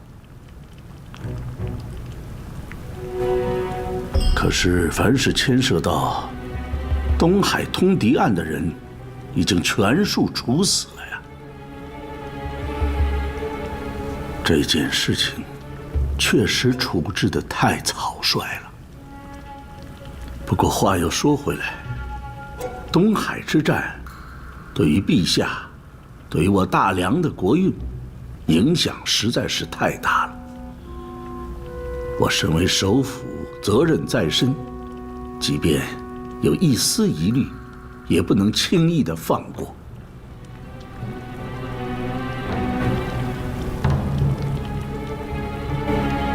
不知道为什么，我居然开始相信你了。坐。这个罪名实在是太大，如果没有站得住脚的证据，即便是老夫，也不能仅仅是因为你的举报就随意的下内阁军令逮捕莱阳王。你明白吗？末将明白。但如果无人追查，真相又岂会从天而降？大人，东境10州军民，多少冤魂亡于战火之中。现在除了首辅大人，还有谁能给他们一个公道？眼下正是年关，处理事情不能急躁。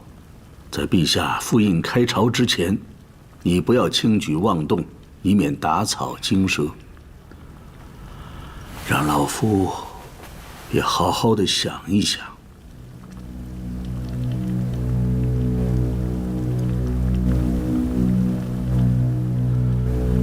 你来自茜州？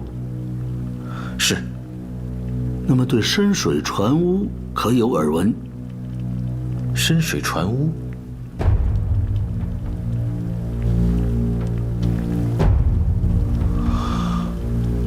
这下通了。淮东水域地势特殊，其航道深广，避风港重。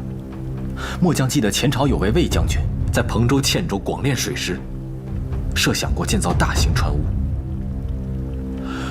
对了，东海借助内奸情报突袭10州，其实只是掩人耳目，其真实意图只在这淮东3州之地。我说这仗打得蹊跷，更像演戏。大人，萧元启定是与东海合谋，出卖军情，东海以7州胜果作为回报。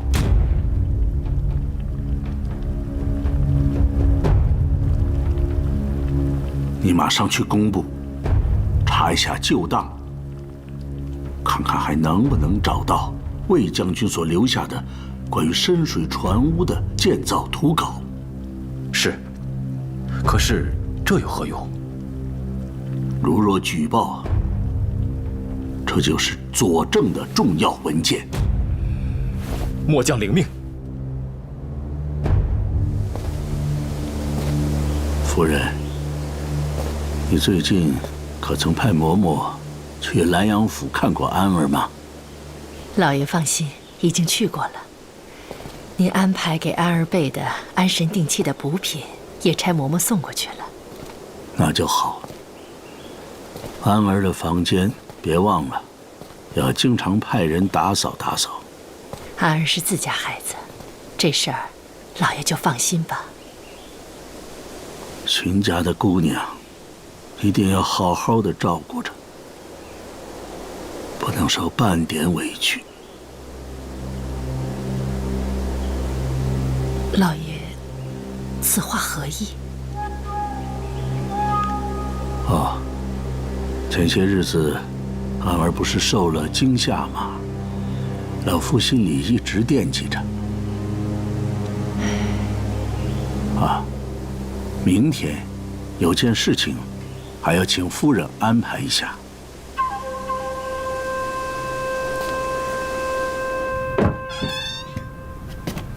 你看，确实没有了。这什么时候被拿走的？昨天，巡防营合同也来过，说是要改造个旧院子，拿点图纸，他就都拿走了，都是些多少年没人要的东西。公布的档案乃皇家金匮，怎么能这么随便就给别人呢？将军，这名录是3年前整理天禄阁时抄录的，就为了留个底儿。这已经超过快30年了，属于过期报废的旧档，下官也没有理由不给何大人呢。你还，谭衡，去，你干什么？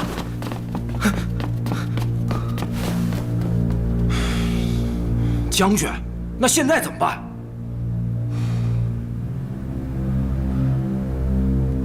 何成？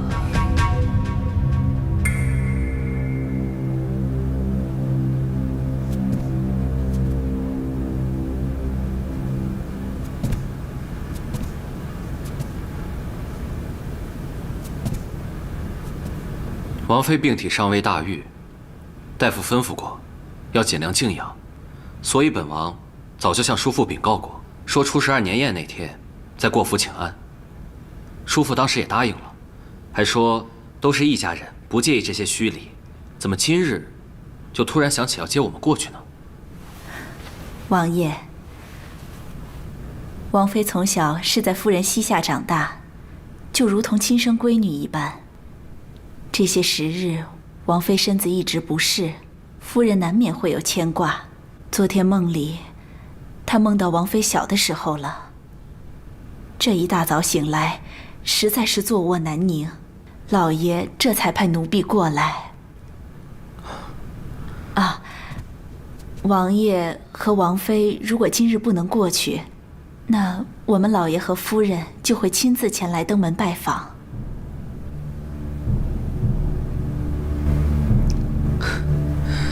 大年下的反倒让长辈过来，哪有这样的礼数啊？自然应该是我跟王妃过去。那嬷嬷，先请花厅喝杯茶，王妃总得要梳洗打扮一番，换身出门的衣裳才行。我们家姑娘从小都是我照看大的，哪里用得着回避梳妆呢？虽然我年龄已长，手脚不如以前伶俐了，但站在一旁递个粉盒什么的，老奴还是可以侍候的。也好。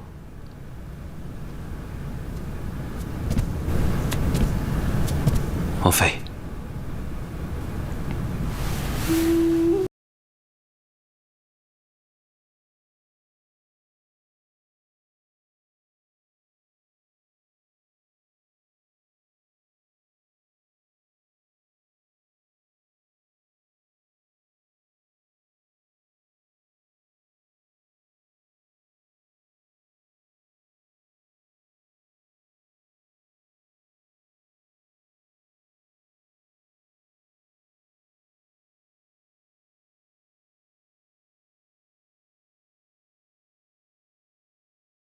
不敢不敢，不必多礼。到了叔父的府里，自然是该行家礼。安儿，怎么一场病，脸色这么难看了？走，咱们到屋里说话去。哎，王爷，他们娘俩说话，你去干什么呀？走走走，到老夫的房里，咱们喝2杯。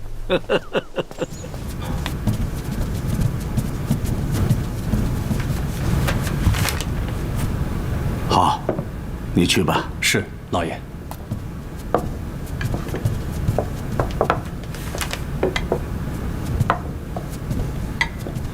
怠慢王爷了。哪里哪里，年下这么多的人递来拜帖，翘首相盼大人召见。我原本以为大人会忙得抽不开身呢，否则的话，我早就带着安如过府请安了。年下人情走动固然要紧，但是眼下的局势跟往年不同。东海一事悬而未决，老夫也没有待客的兴致，不必拘礼。大人身为内阁首辅，与我这样的闲人不同，自然要时时的忧心国事。你可不能自当是个闲人呐。前几日我进宫去向陛下请安，陛下已经提起了收复淮东3州的重担，恐怕还是要交给你呀。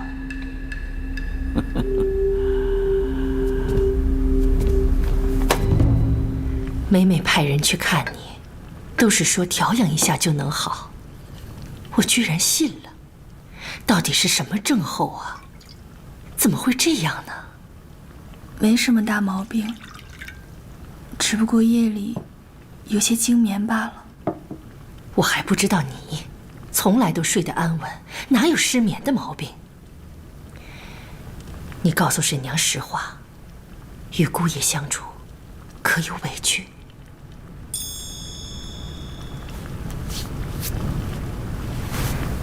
我原以为这2个贴身丫头都是聪明伶俐的，能够把你照顾好。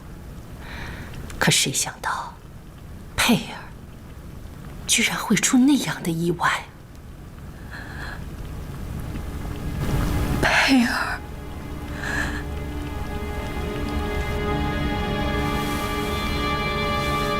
你也不必妄自菲薄。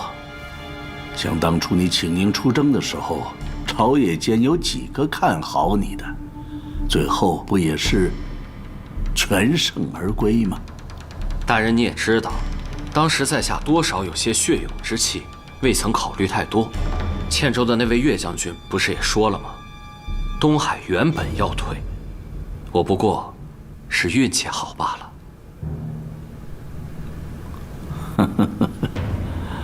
这些话听听也就罢了，不必放在心上。老夫虽然是文官，但也深知阵前厮杀也是真刀真枪的，难道还有假不成？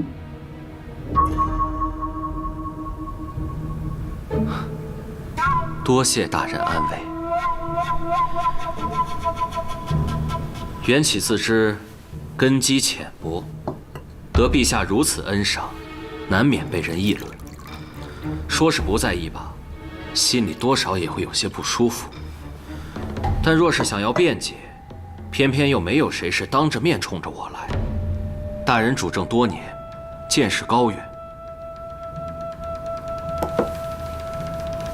还请大人指教晚辈。陛下若是想要再托重责，我是该接还是不接？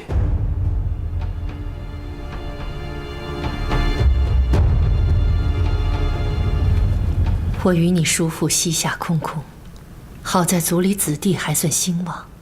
非展和你长在府里，那就如同我的骨肉一样。此处并无外人，咱们娘俩之间，有什么话是不能说的？沈娘真心疼爱，安儿比谁都明白。佩儿的事，我也一直觉得奇怪。沉香楼有护栏，有门窗，到底能怎么失足？佩儿水性又一向是很好，即便是真的掉了下去，她就挣扎不起来了吗？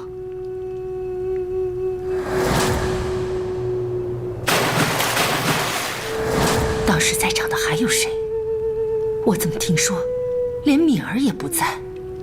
出事总得有个前因后果吧？你得说实话，沈娘才能帮你排解，你说是不是？沈娘，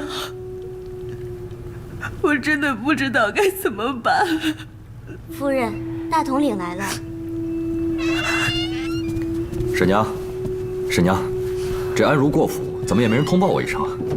堂兄，安如，大堂兄没能赶上给你送嫁，实在是对不住。安如，怎么了？气色这么难看，不会有人欺负你了吧？大哥，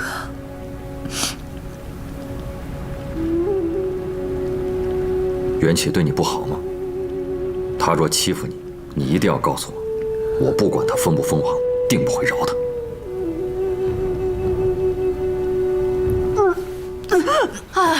安如，小姐，安如怎么了？你不舒服吗？夫人不必担忧，大夫说了，咱小姐的害喜症状还不算严重的。害喜？安儿有喜了，你怎么不早说呢？哎呀，这可是头胎呀！难怪你刚才说不知道该怎么办呢。你等着，沈娘去给你做碗酸汤来。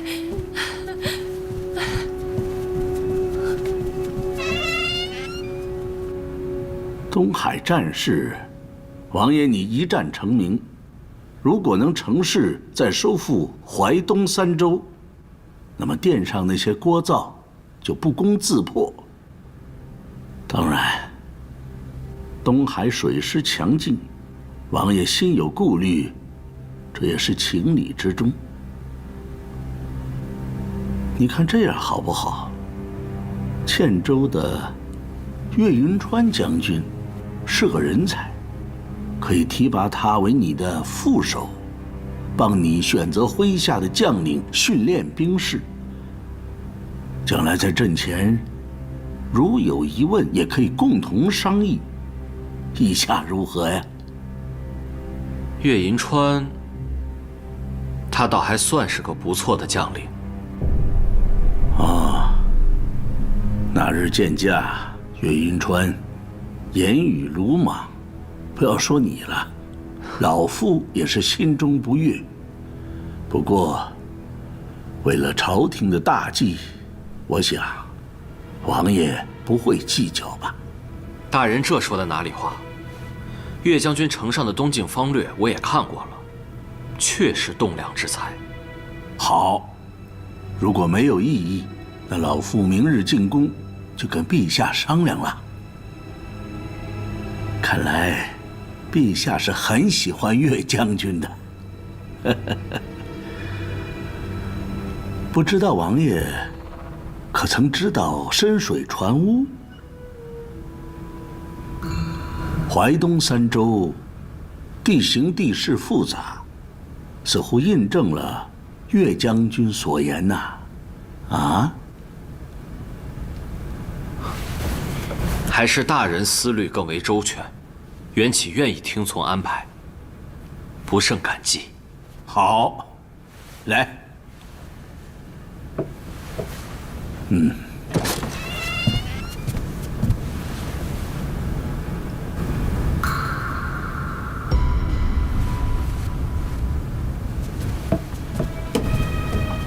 眼下正是年内，我们也不能只谈国事啊！来来来，多喝2杯。首辅大人日理万机，年下又有百事缠身，知序就不多扰了。哦。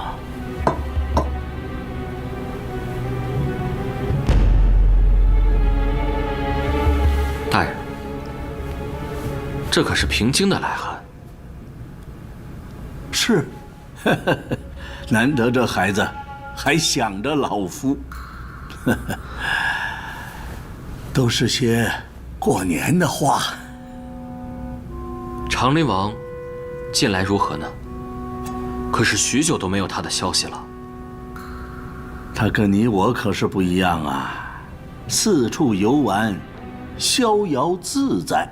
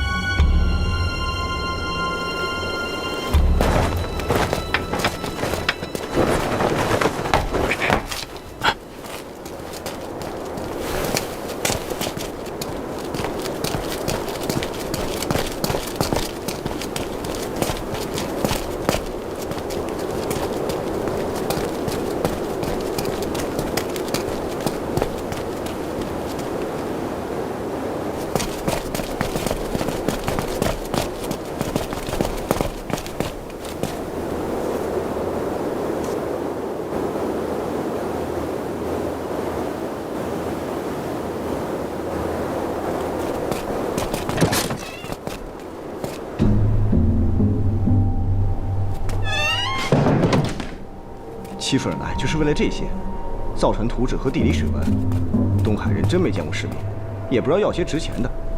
你懂个屁！东海这些鸡贼可是那么省油的，还不知道他们打的什么主意。那个莫兹侯找王爷做的买卖，哪有什么便宜可占？你去弄点动静，把他引出来，我进去。明白。哎，啊，你干什么呀？只是找东西，不用拿出来。记住，别接触，别交手，别恋战。哎，找仔细了啊！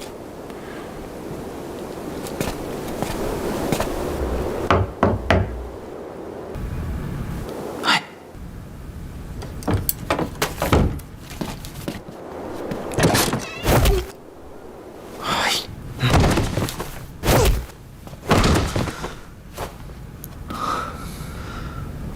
怎么跟你说的？让你别恋战。我没恋战。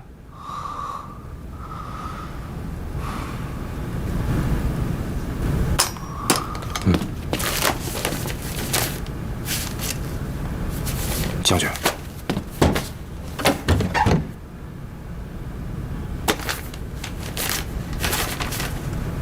怎么这么多？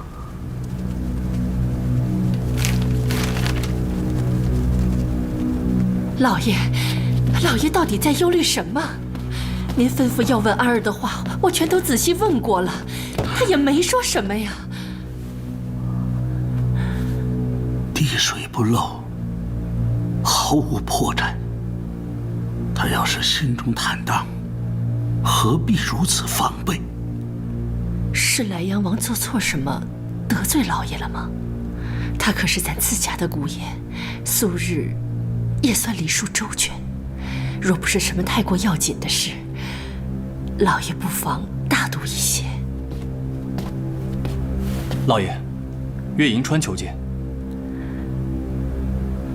见。是，老爷。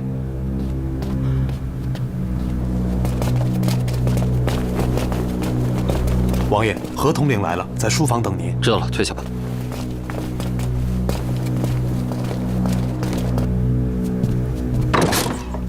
好，王爷。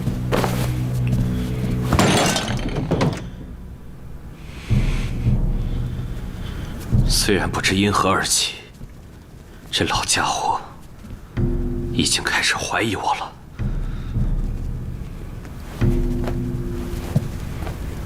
他能怀疑什么呢？萧平京怎么可能给荀白水写信？还只是为了拜年？他这个时候应该在和林夕准备婚事才对。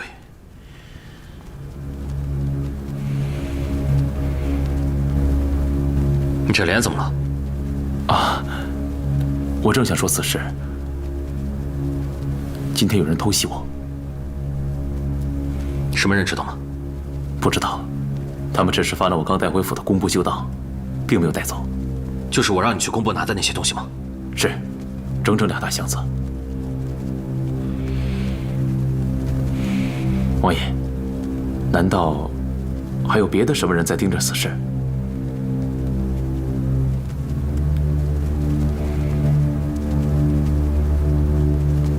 去，把戚夫人给我叫过来。是。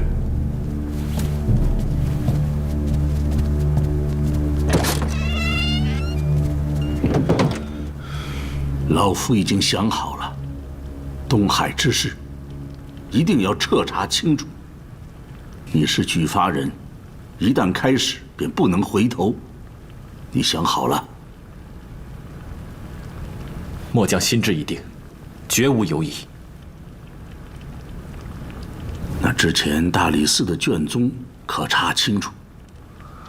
大人，末将在兵部抄报给大理寺的证据中发现，早在1年多之前，就有人搜集过东境10州的城防、军屯等军报。其经手之人不是暴毙，便是还乡，但有3人可以确信，曾是莱阳王在甘州之时的旧部，还有1人是巡防营统领何成的副将。你惊动了何成，必定会惊动莱阳王。你马上把所有的疑点、证人的证言，立刻拟成文本。你在宫城外等我。进宫。岳将军，明日你随我进宫。是。就知道王爷是天命所归，一定能想明白。夫人所托之事，我已拿到手了。投我以木桃，报之以琼瑶。王爷放心，我一定不会让您失望的。夫人如此有把握，想来也不是仓促行事，应该早就有所筹谋了吧？我这次带来的都是高手，又都是国主的死士。这1个多月，早就将探查、设伏、动手、演练娴熟，所有计划安排得妥妥当当。唯一拿不准的，就只有1个人。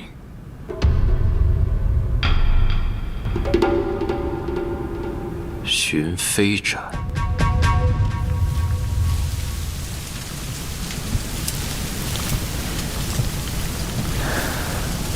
老爷，这个岁数了，大冬天的站在外面，想什么呢？夫人，我在朝堂上这些年算不算一心一意，只为陛下？老爷对陛下的忠心，天下皆知，何来此问？若论心，老夫曾不曾有悖为臣之道？若论事，我倒是有些拿不准了。拿不准什么？难道我以前真的就没有错过吗？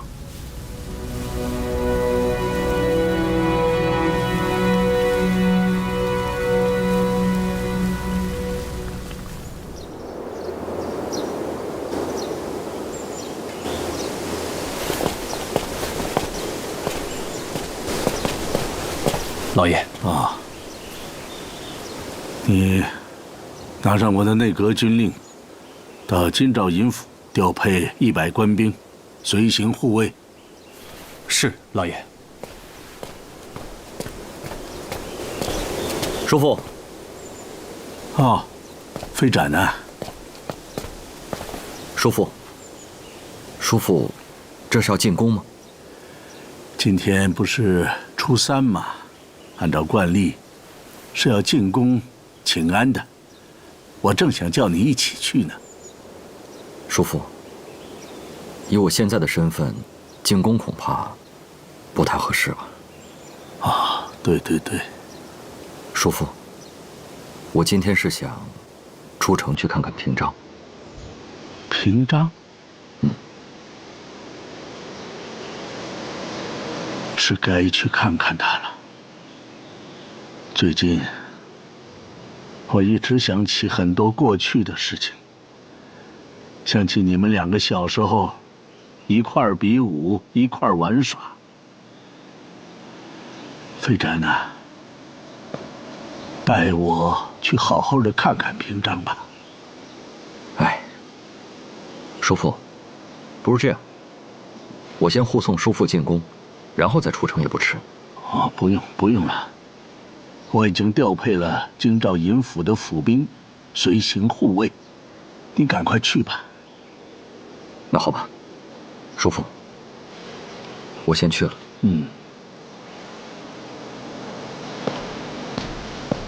啊，飞展。叔父还有什么事吗？想说什么，我怎么给忘了？哦，早点回来，晚上吃饺子。侄儿知道了。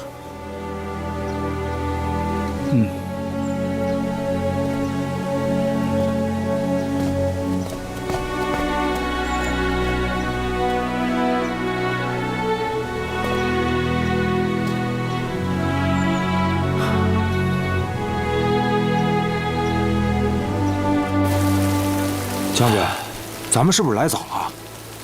跟首府大人碰面，不敢早些，你还敢掐着时辰不成？哎，某人啊，就是掐着时辰来京城的。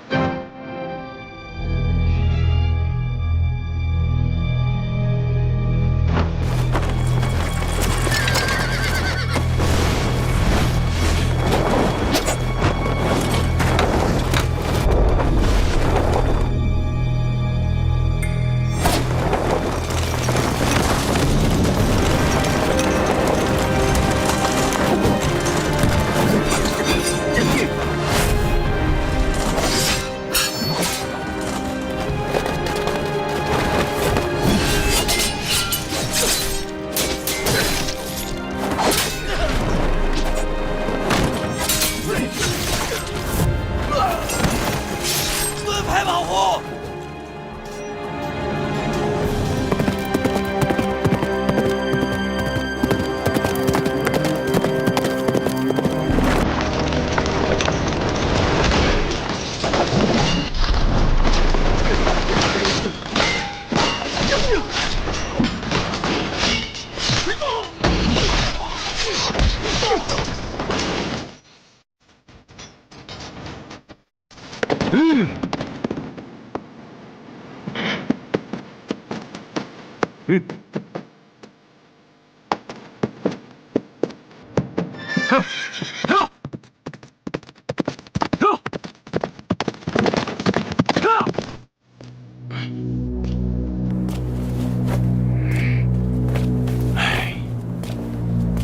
将军，你是不是记错时辰了？当然没有。难道首府大人是被什么事儿耽搁了？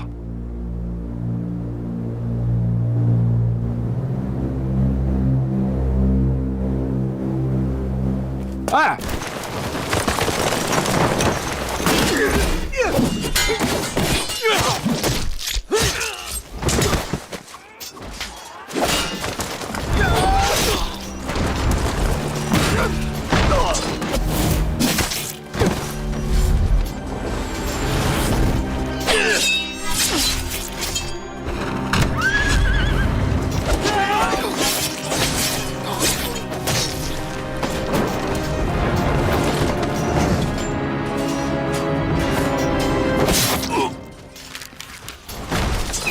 东海国主问候首府大人。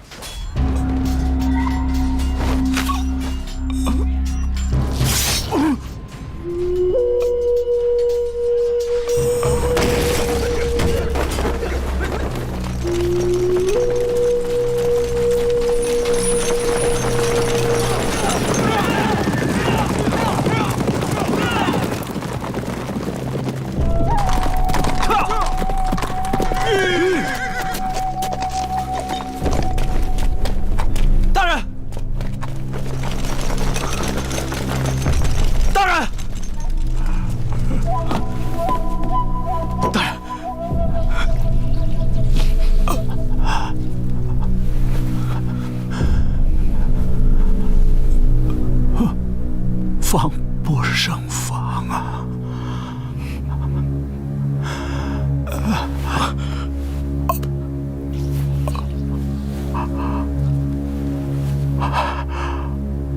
陛下，长陵王。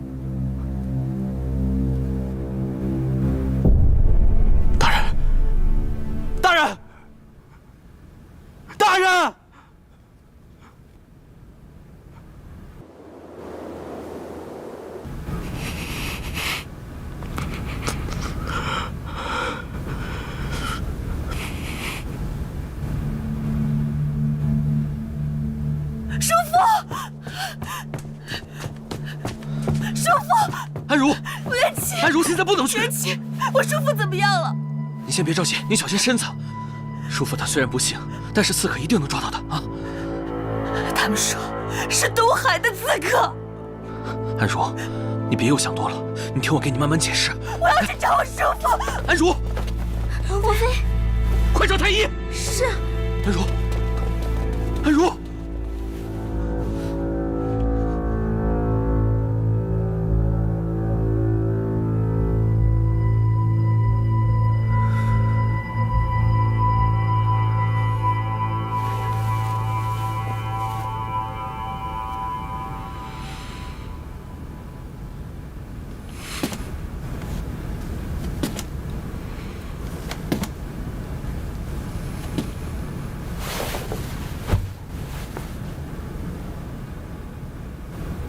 叔父放心，飞斩一定不让叔父枉死，一定活捉凶手，依法处置。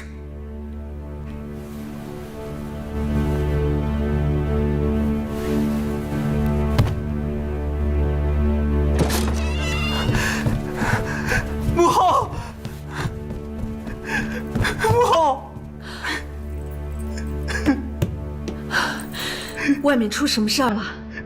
你快说呀！舅舅，救救他！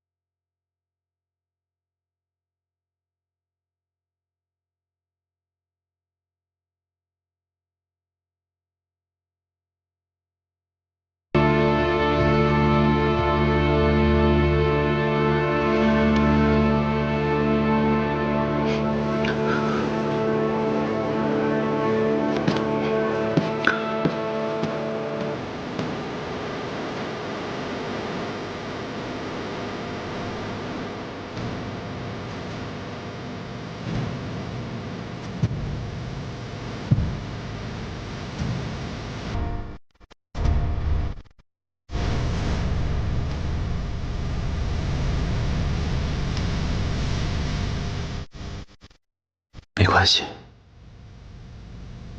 咱们还这么年轻呢。等你身子养好啊，孩子总会有的。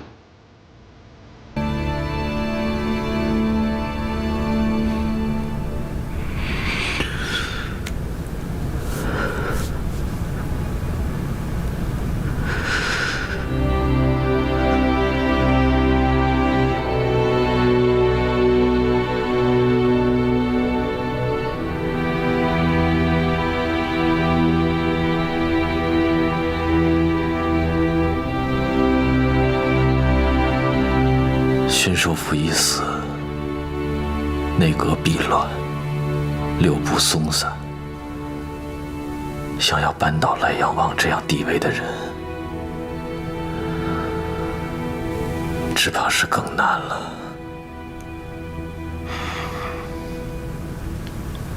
我就想不明白了，这当街刺杀，那个刺客怎么可能逃得无影无踪？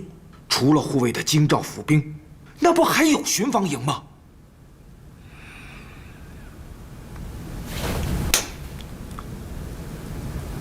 我又忘了，巡防营是莱阳王的人。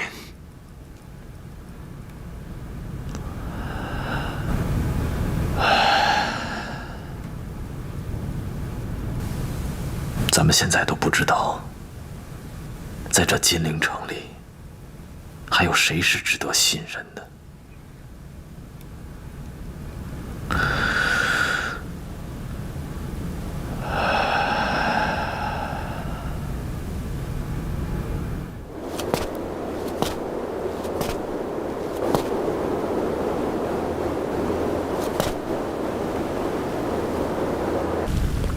天命岂能轻得？终归是要有代价的。只要大患能除，慢慢都会好的。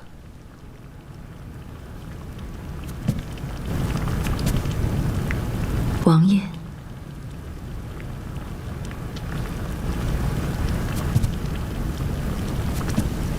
你确认来的时候，没有人看到你吗？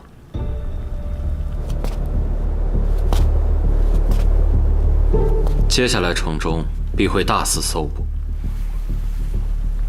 我只能保证夫人在此处的安全。王爷放心，你我交易只在你我之间，我的人只是奉命行事。夫人果然是通透聪明。王爷的行事还是像以前那样靠得住。不过我还有一句话，想要请夫人带回给国主。王爷请讲。此次各履承诺，日后再不相约。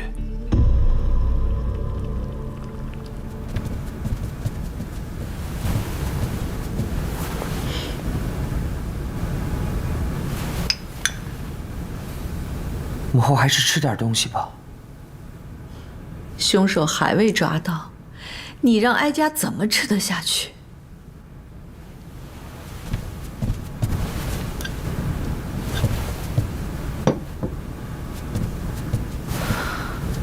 朕已经下令由莱阳王带队逐户搜查，并重金悬赏了提供线报的人。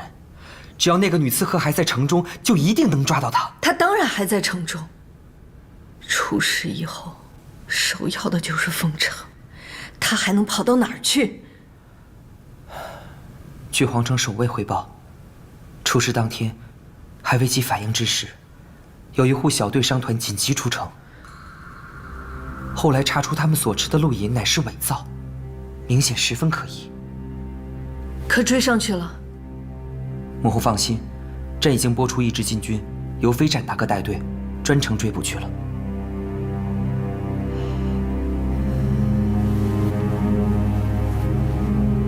在城中只是抓获了一些从犯，女刺客逃出金陵的可能性越来越大了。我不管他逃到哪儿，我定会活捉，依法论处，以继位叔父的在天之灵。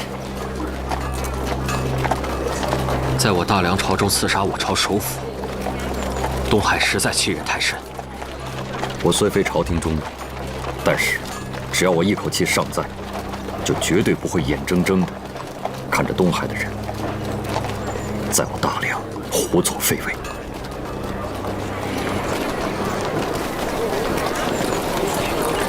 就送到这儿吧，城中之事，怕有劳你了。已是一家人了，荀大哥何必客气？大哥想多句嘴。大哥请讲。云起，我就安如这一个妹妹，你一定要好生待她，否则我这个做大哥的绝对不答应。大哥放心，缘起一定好好对待安如。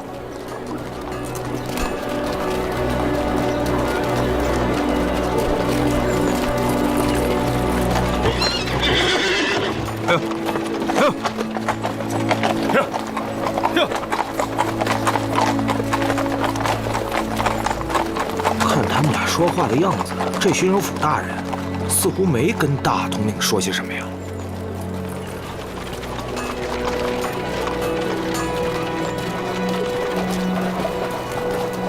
荀飞展执掌禁军这么多年，他的忠心应该不容置疑吧？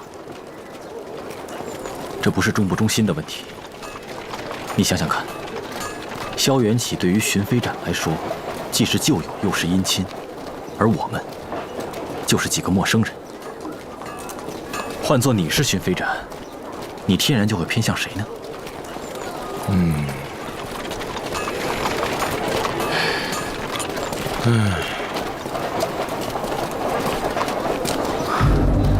怎么了？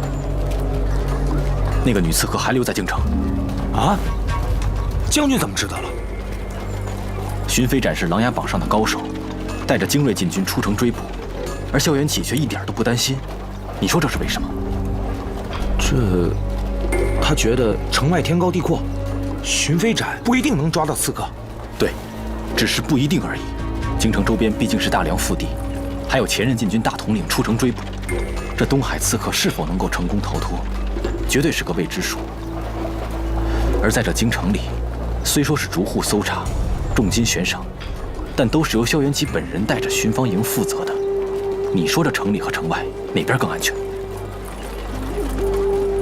眼下风声正紧，若我是萧元起，定然把同谋刺客留在一个安全的地方，留在一个可以亲自掌握的地方。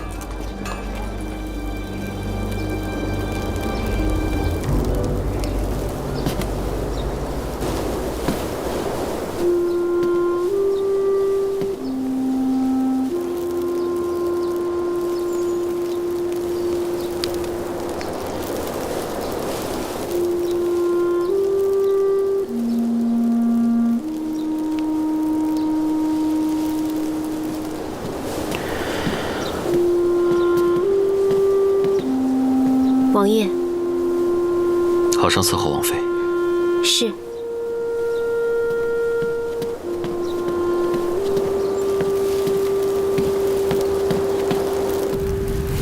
王爷，东湖密信到了。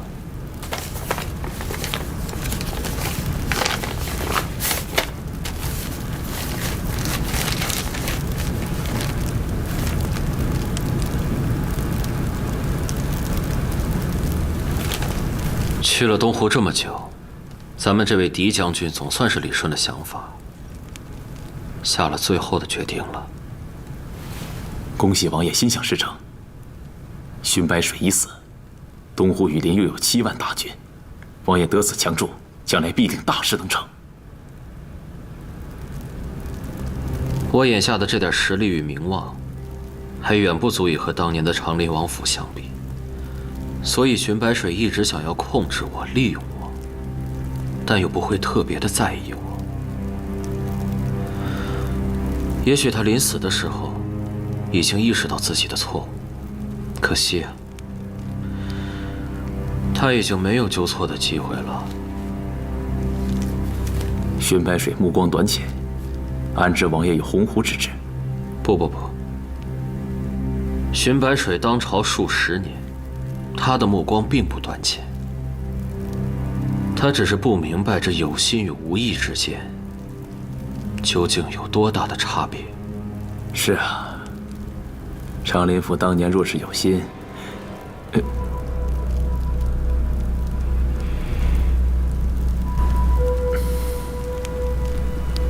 长林，本王绝不会是第2个长林。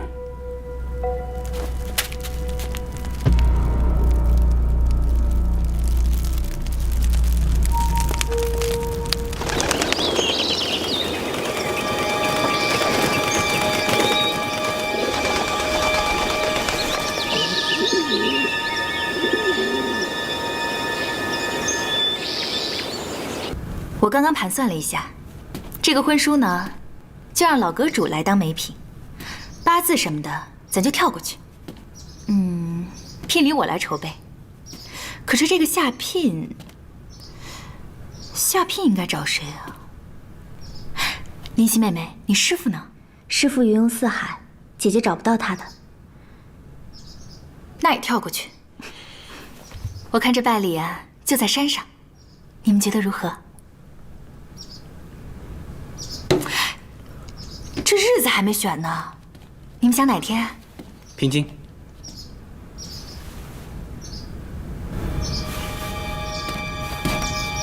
怎么了？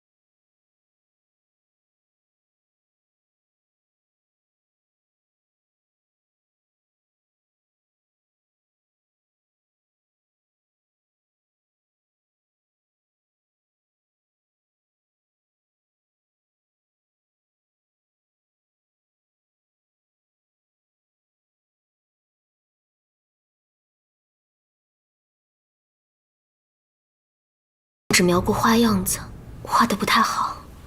挺好，挺好。我已经把我能记得住的全都画出来了，将军看看是否能用。这里是莱阳王府的正院，书房、花园、日常起居和接待宾客的地方当然不行。这2处侧门，府中采买和下人们常用。角门这一块僻静之地最有可能，咱们就盯住这个角门。将军，你确认萧元启会把刺客藏在自己府里？他真的会从这个角门出入吗？我当然不能确认，但咱们在这儿就这么几个人手，只能盯住一个最有可能的地方。希望能碰碰运气了。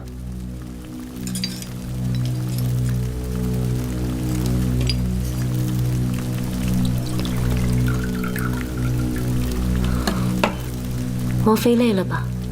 去歇息一下吧。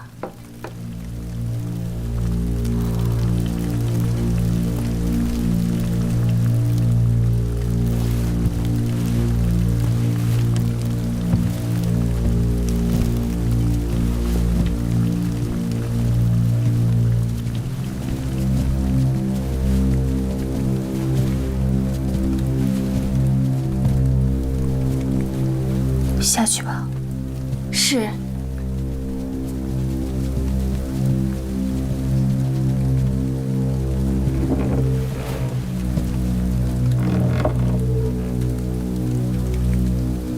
说吧，有什么事吗？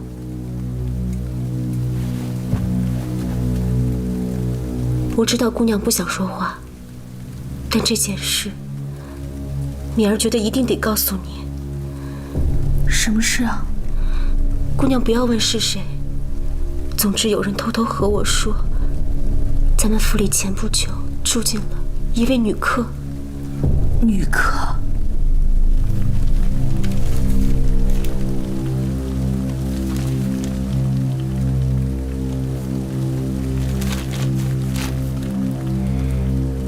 听何成说，足足有2大书柜这样的图纸，都是国主想要的。是。看这注释，应该都是建造船舶的图样。你们东海还缺船样吗？国主没有什么别的爱好，就是喜欢出海垂钓，总想要造一艘小巧平稳、又快又好的船。后来辗转得知，大梁几10年前有位魏将军，在这上头有极高的天分，留下许多手稿。贵国似乎对于造船之术并无多大兴趣，这些手稿束之高阁多年，无人问津。国主借来一用，了无关碍。原来国主是想要更小巧、更快捷的船。是。难道不是更大、更抗风浪、更有动力的巨舰，才配得上深水船坞吗？王爷知道深水船坞？国主总是不肯把所有的事情都跟我讲清楚，那我也就只好自己多思多想了。王爷想找什么样的女客，就随他去吧。难道我还介意不成吗？高门大户收房纳妾是常有的事。若只是这样，敏儿绝不会特地告诉姑娘让您翻新的。不是这样，那还能是哪样啊？姑娘应该还记得，在外头刺杀咱们家老爷的是个女刺客。你是说刺杀叔父的？不可能，王爷不会做出这样的事情的。他为什么呀？敏儿一向都不聪明，什么事都不知道。但是沉香湖之后，佩儿不见了，姑娘也又病了那么久，我再傻也能猜得到，咱们这位姑爷恐怕不再是从前我们所想的那个姑爷了。姑娘，外头大张旗鼓的搜捕女刺客，至少咱们府里藏了个女人是真的。你说咱们该怎么办呢？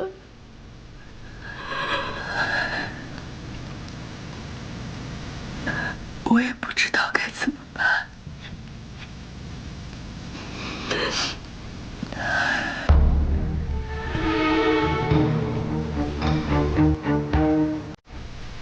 可我忍不了这个，我真的已经忍不了了。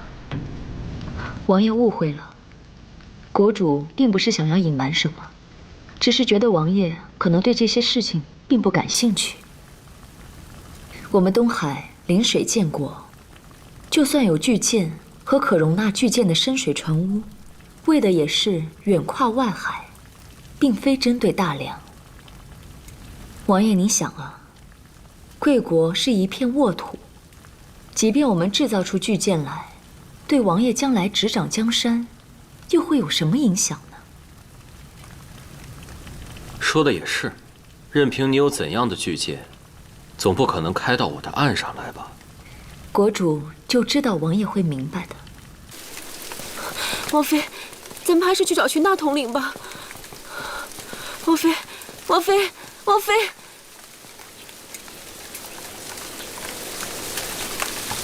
明儿，你不要跟来。姑娘，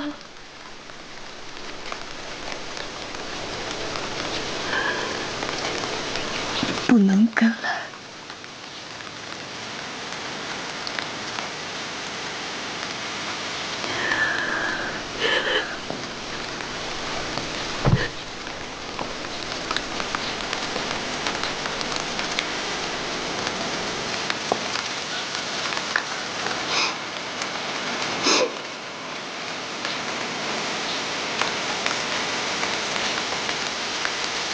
好了，你我早有约定，夫人既已履约，我自不会食言。只不过，想要把这么多的旧当全部偷运出去，并不容易。就算是我，也要好好打算2天。多谢王爷辛苦。事情结束之后，我会亲自送夫人出城。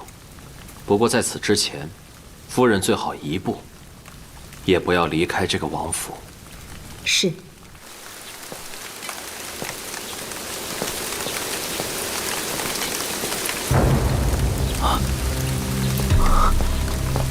王妃，王爷有令，您还是滚开！王爷，王妃进来了。王妃，安如，你来这里做什么？安如，是他吗？就是他杀了我的叔父。你胡说什么呢，安如？你不要再骗我了。虽然我长在深闺，但我不是傻子。我知道他是谁，我知道他都干了些什么。安如，安如，你刚刚没了孩子，心里难过才会胡思乱想的。你既然不舒服，就应该好好休养，何苦自己给自己找不痛快呢？啊，安如，这又是什么？你又给了东海什么？你到底还要出卖多少良心？你到底还要做出多少可怕的事情？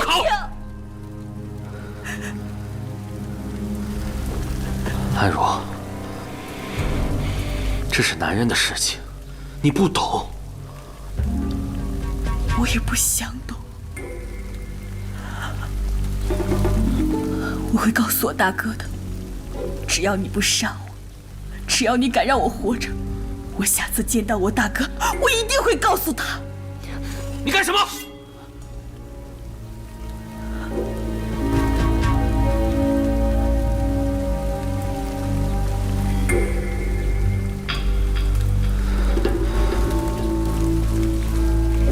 安如，我不会杀你，但既然你这样说了，我也不会让你再见到你大哥，你也绝不会再进宫了。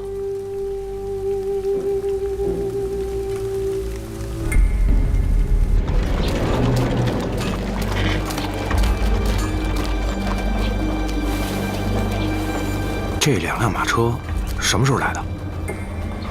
就在刚才。刚才？守住了，我去报告将军。是。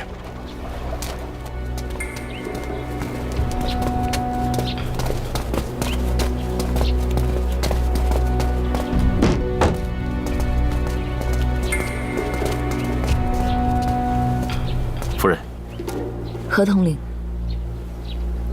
王爷都安排好了。我们王爷亲自送夫人出城之后，另有1辆马车在城外接送夫人。图纸就等大概就是这些了。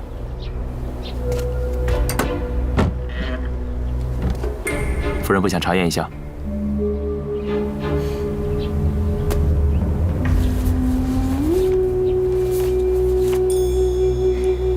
还是你们王爷想的仔细。对了，你们王妃近日怎么样？听说这2天一个字都没有说，询问谁到底是抚养她长大的亲叔父。王爷恐怕得费些功夫才能安抚下来了。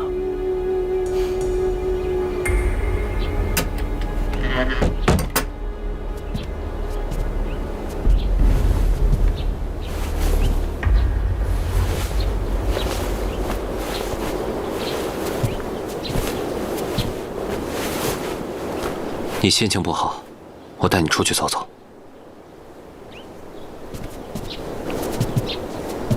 虽说是王爷亲自出城护送，不大可能会被人搜查，但也难说会不会出现意外。为保万全，只能先请夫人委屈在这里头了。我从小习得柔术，这些简单，何来的委屈？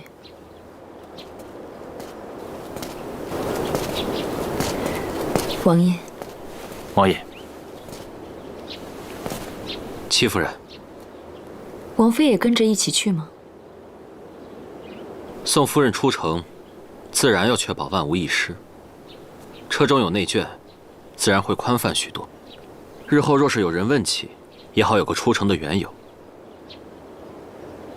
反正王妃也是不肯讲话的，不是吗？若是到时王妃又想开口讲话了，怎么办？你放心，她不会有这个开口的机会的。夫人，请吧。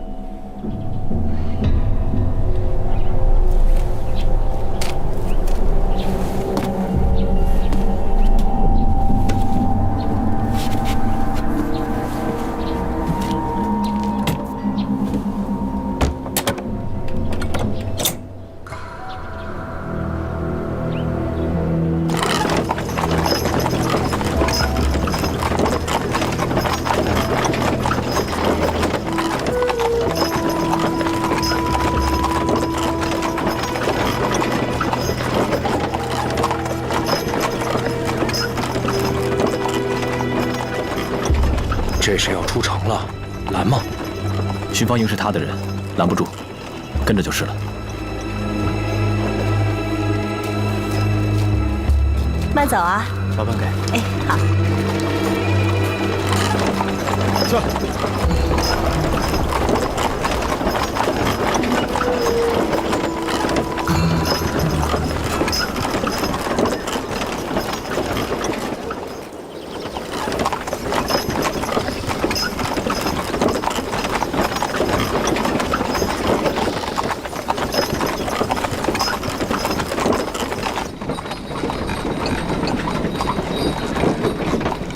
你刚才居然真的没有说话。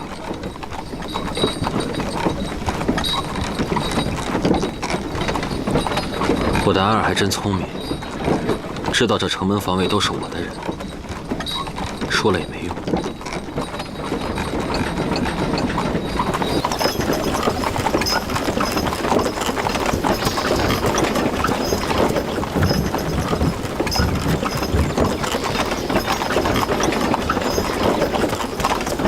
请夫人稍安，外面还有些行人，要到前面僻静之处，才方便请夫人出来。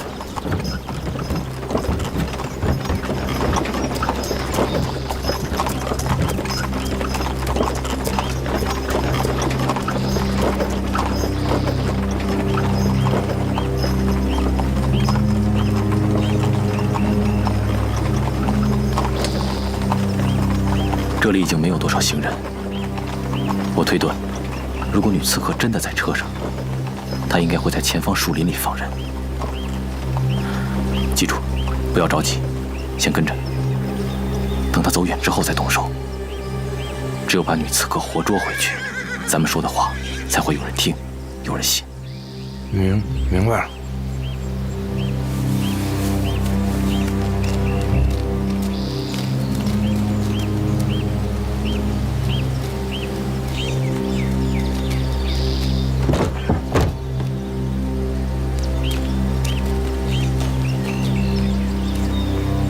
王爷，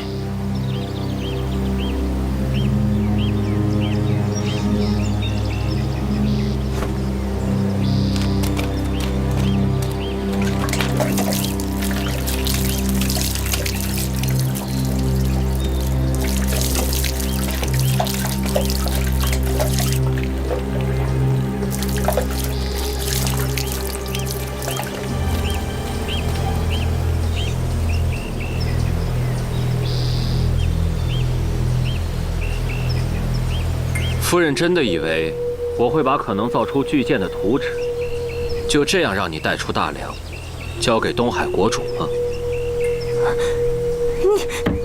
你背信弃诺，国主会来找你的。你在城外的人，巡飞斩会一一清理干净。这城里嘛，自然是由我来善后。但凡知道什么的人都不可能活着回到东海。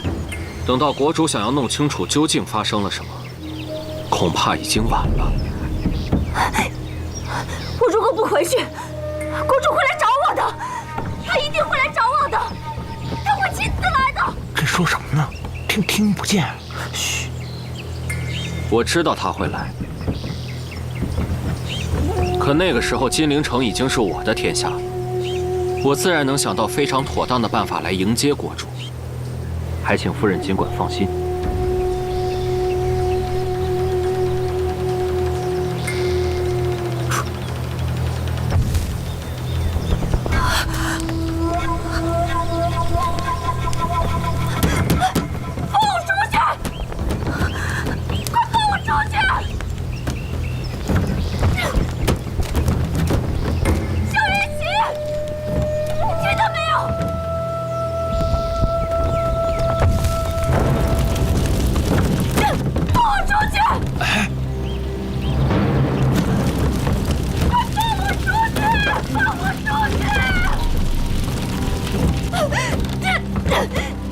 这怎么回事啊？不知道啊，我根本想不明白。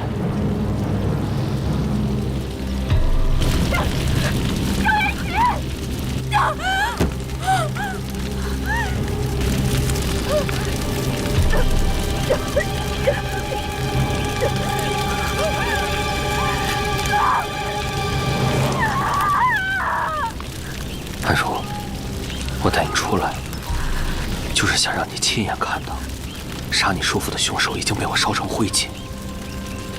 我替你报了这个仇，现在感觉怎么样？有没有舒服一点？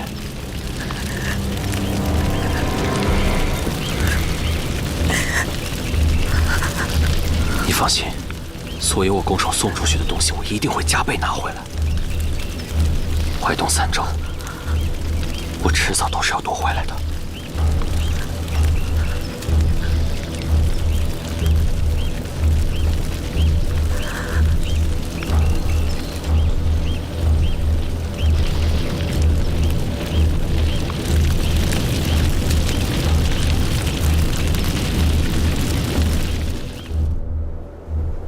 没有。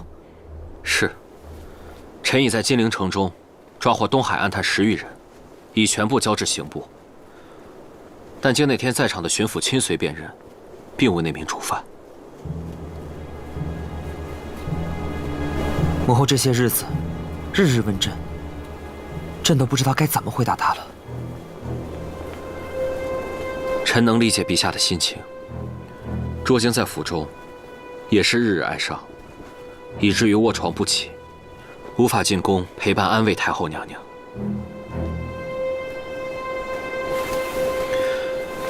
请陛下放心，荀大统领离京已近半月，臣相信等他回来，一定能有好消息。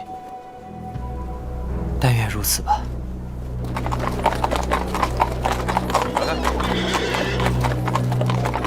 行了，过去。还有。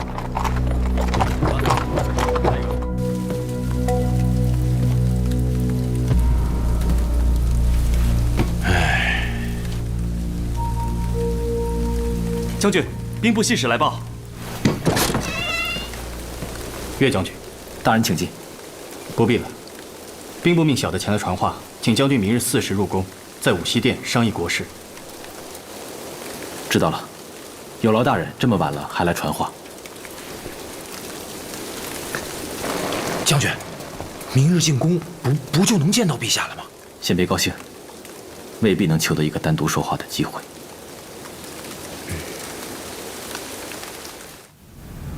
你是说，你也没找到凶手？是，臣只是追上了那个商团，他们也确实是东海的谍探，但并未发现那个女刺客。臣有负陛下所托。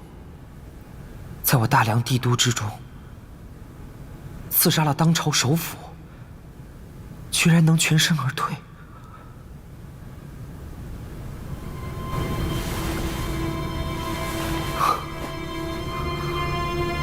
朕实在是太无能了。陛下此言，更让臣觉得无地自容。现如今，朕身边可以依靠、可以相信的人，一个个都走了。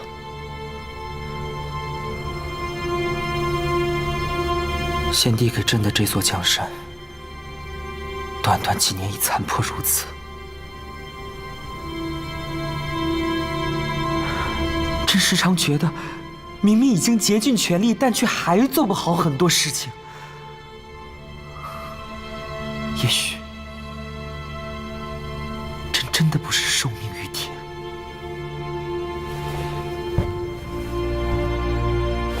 陛下，我大梁国力仍在，失地自然可以收复。陛下还位极弱冠，岂敢妄自菲薄？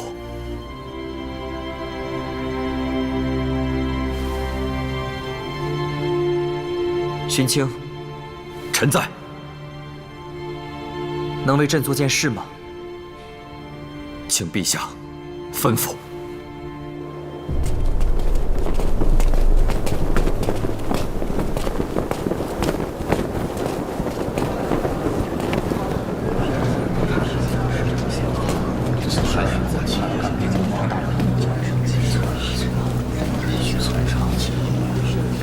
岳将军。尚书大人。岳将军。王爷，这边请。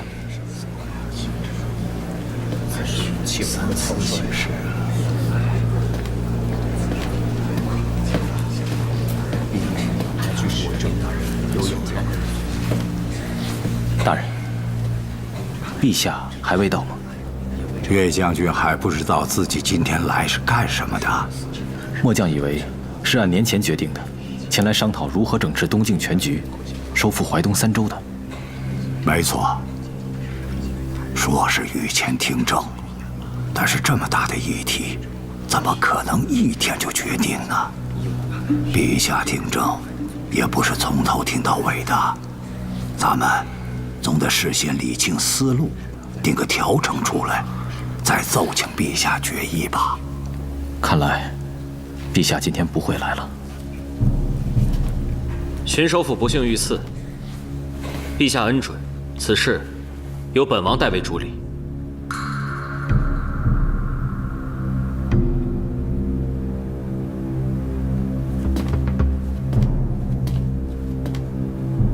各位大人，此次御前议政，关乎东境全局，兹事体大，还望各位大人集思广益，献良策，尽良言。是。朕并不觉得3年前的决议有何错误，但又时常想召请长陵王重返京城。朕有时候看看自己，都觉得太过优柔，太过矛盾了。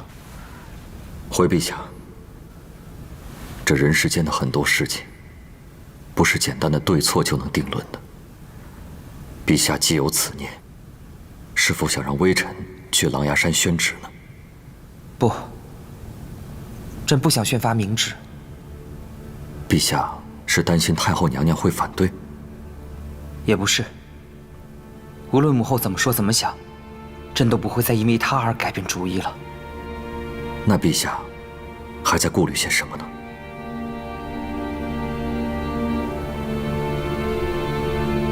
平章兄长殉国，黄伯父一生戎马，北境全线大捷，可换来的却是长林军制被除。朕知道，他虽心系家国，却未必愿意回来，所以朕也不想勉强他。是啊，朝中人心复杂，远没有江湖逍遥。陛下是担心明旨宣诏，平京难以拒绝是吗？拒绝明旨，只会让长林王遭受更多的非议。所以朕已经写好了一封书信，希望勋卿暗中走一趟狼牙山，替朕劝说，尽量不要让别人知道朝中那些君君臣臣的议论。朕也实在是听烦了。臣遵旨。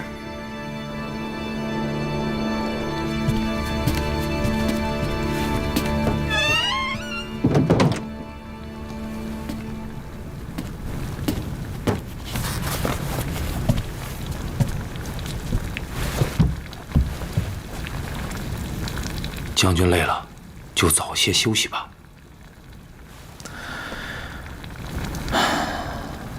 你还别说，这个萧元起做起这件事情来，倒还真的是全力以赴，一直在听取各方的意见，调和利益纠葛，安抚内阁和六部。我呈递上去的东境方略，最支持的人，反而是他。嗯？他没有出卖军情，勾连东海吗？他有。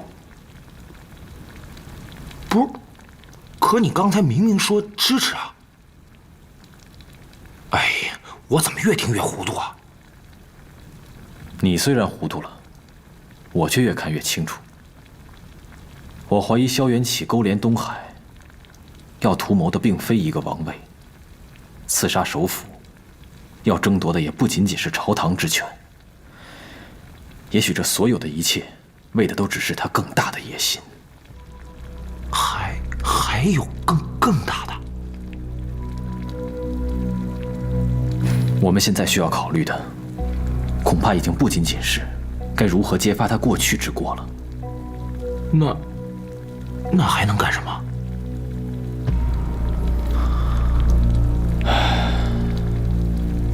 我们应该好好想想，世上到底还有谁能够阻挡萧元起现在的脚步？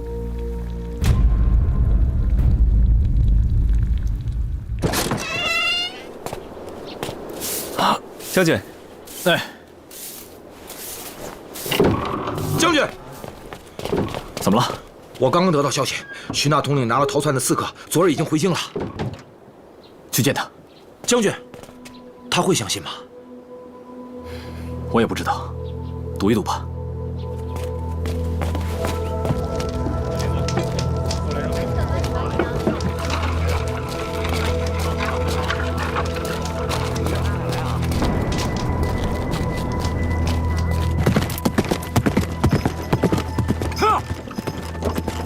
他一大早就出城了。什么？大统领一早出城了？是。请问，你知道他去向何处，何时返回吗？我们大爷之前去拜访江湖上的朋友，近3年才回来一次。多谢。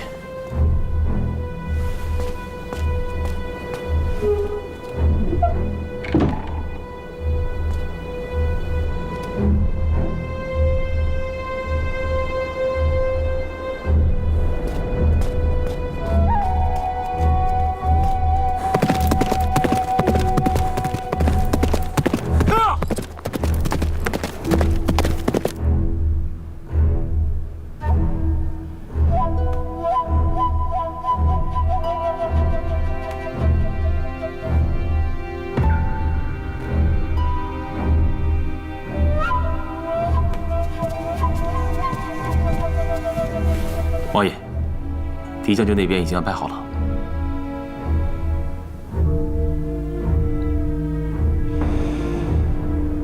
好，我知道了。哈哈，参见尚书大人。岳将军。撤！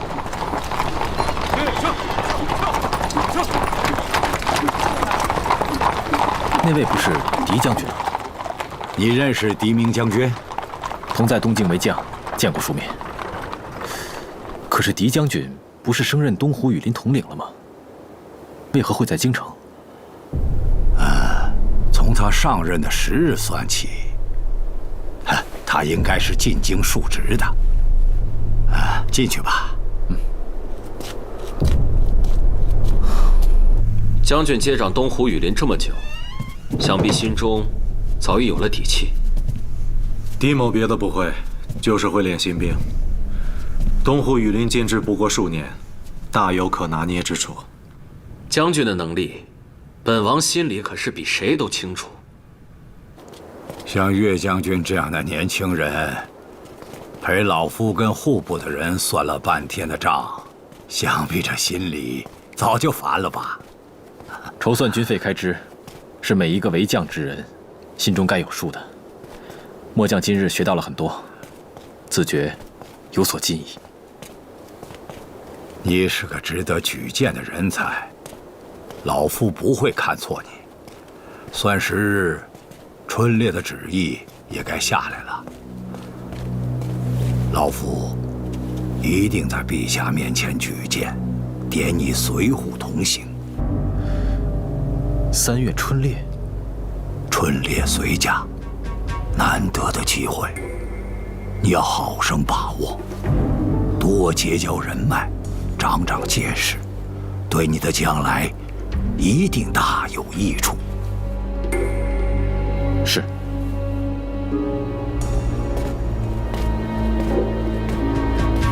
5万禁军，直辖御前。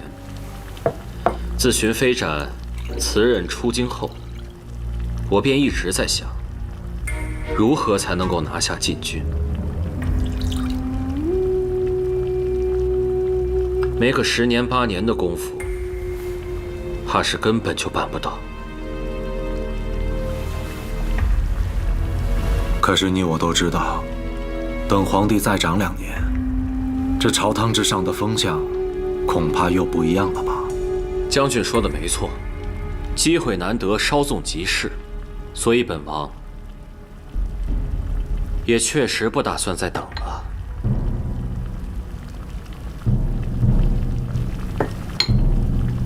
东湖羽林相当于原来的翠峰蔚山2营河边，末将上任之后又想办法扩编了一些，加上巡防营和王爷思绪的府兵，满打满算8万人。虽然兵力占优，但地势所限，调动兵马动静又大，如果跟禁军硬拼，恐怕很难迅速拿下攻城。本王明白，一旦起事之后，必须要快刀斩乱麻。若是拖延僵持，消息传出金陵周边，形势的发展，你我便很难再能掌控。所以本王并没有想要拿下攻城。可是陛下和那位太后娘娘，他们只在攻城之中啊。萧元石嘛，倒也不是一直都在攻城之中。3月春烈，九安山。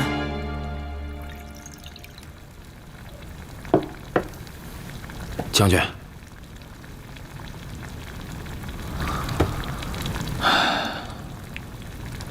将军发现什么了？你看，这是九安山周边地势，这一大一小2条路通往京城，这是列宫。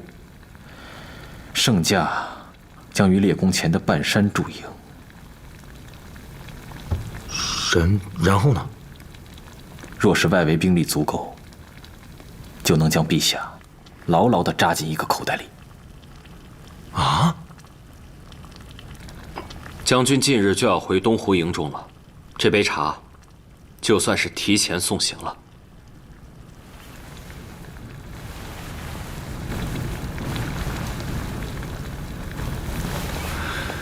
王爷放心，末将回到营中之后会立刻开始安排，春烈之前必定能准备周全，重返金陵。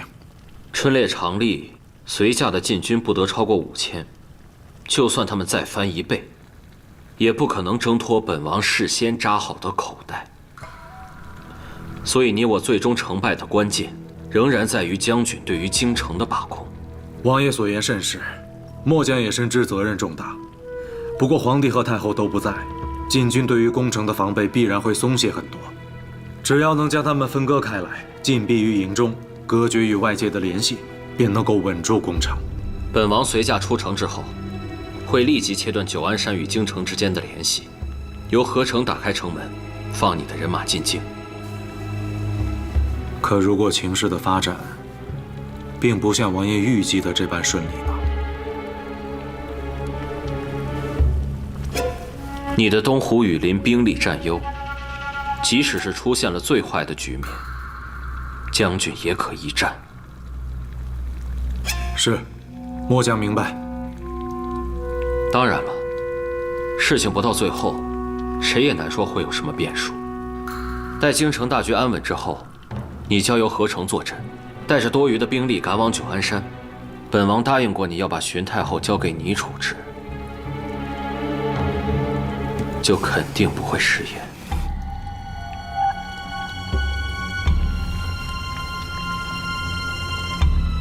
多谢王爷。不可能吧？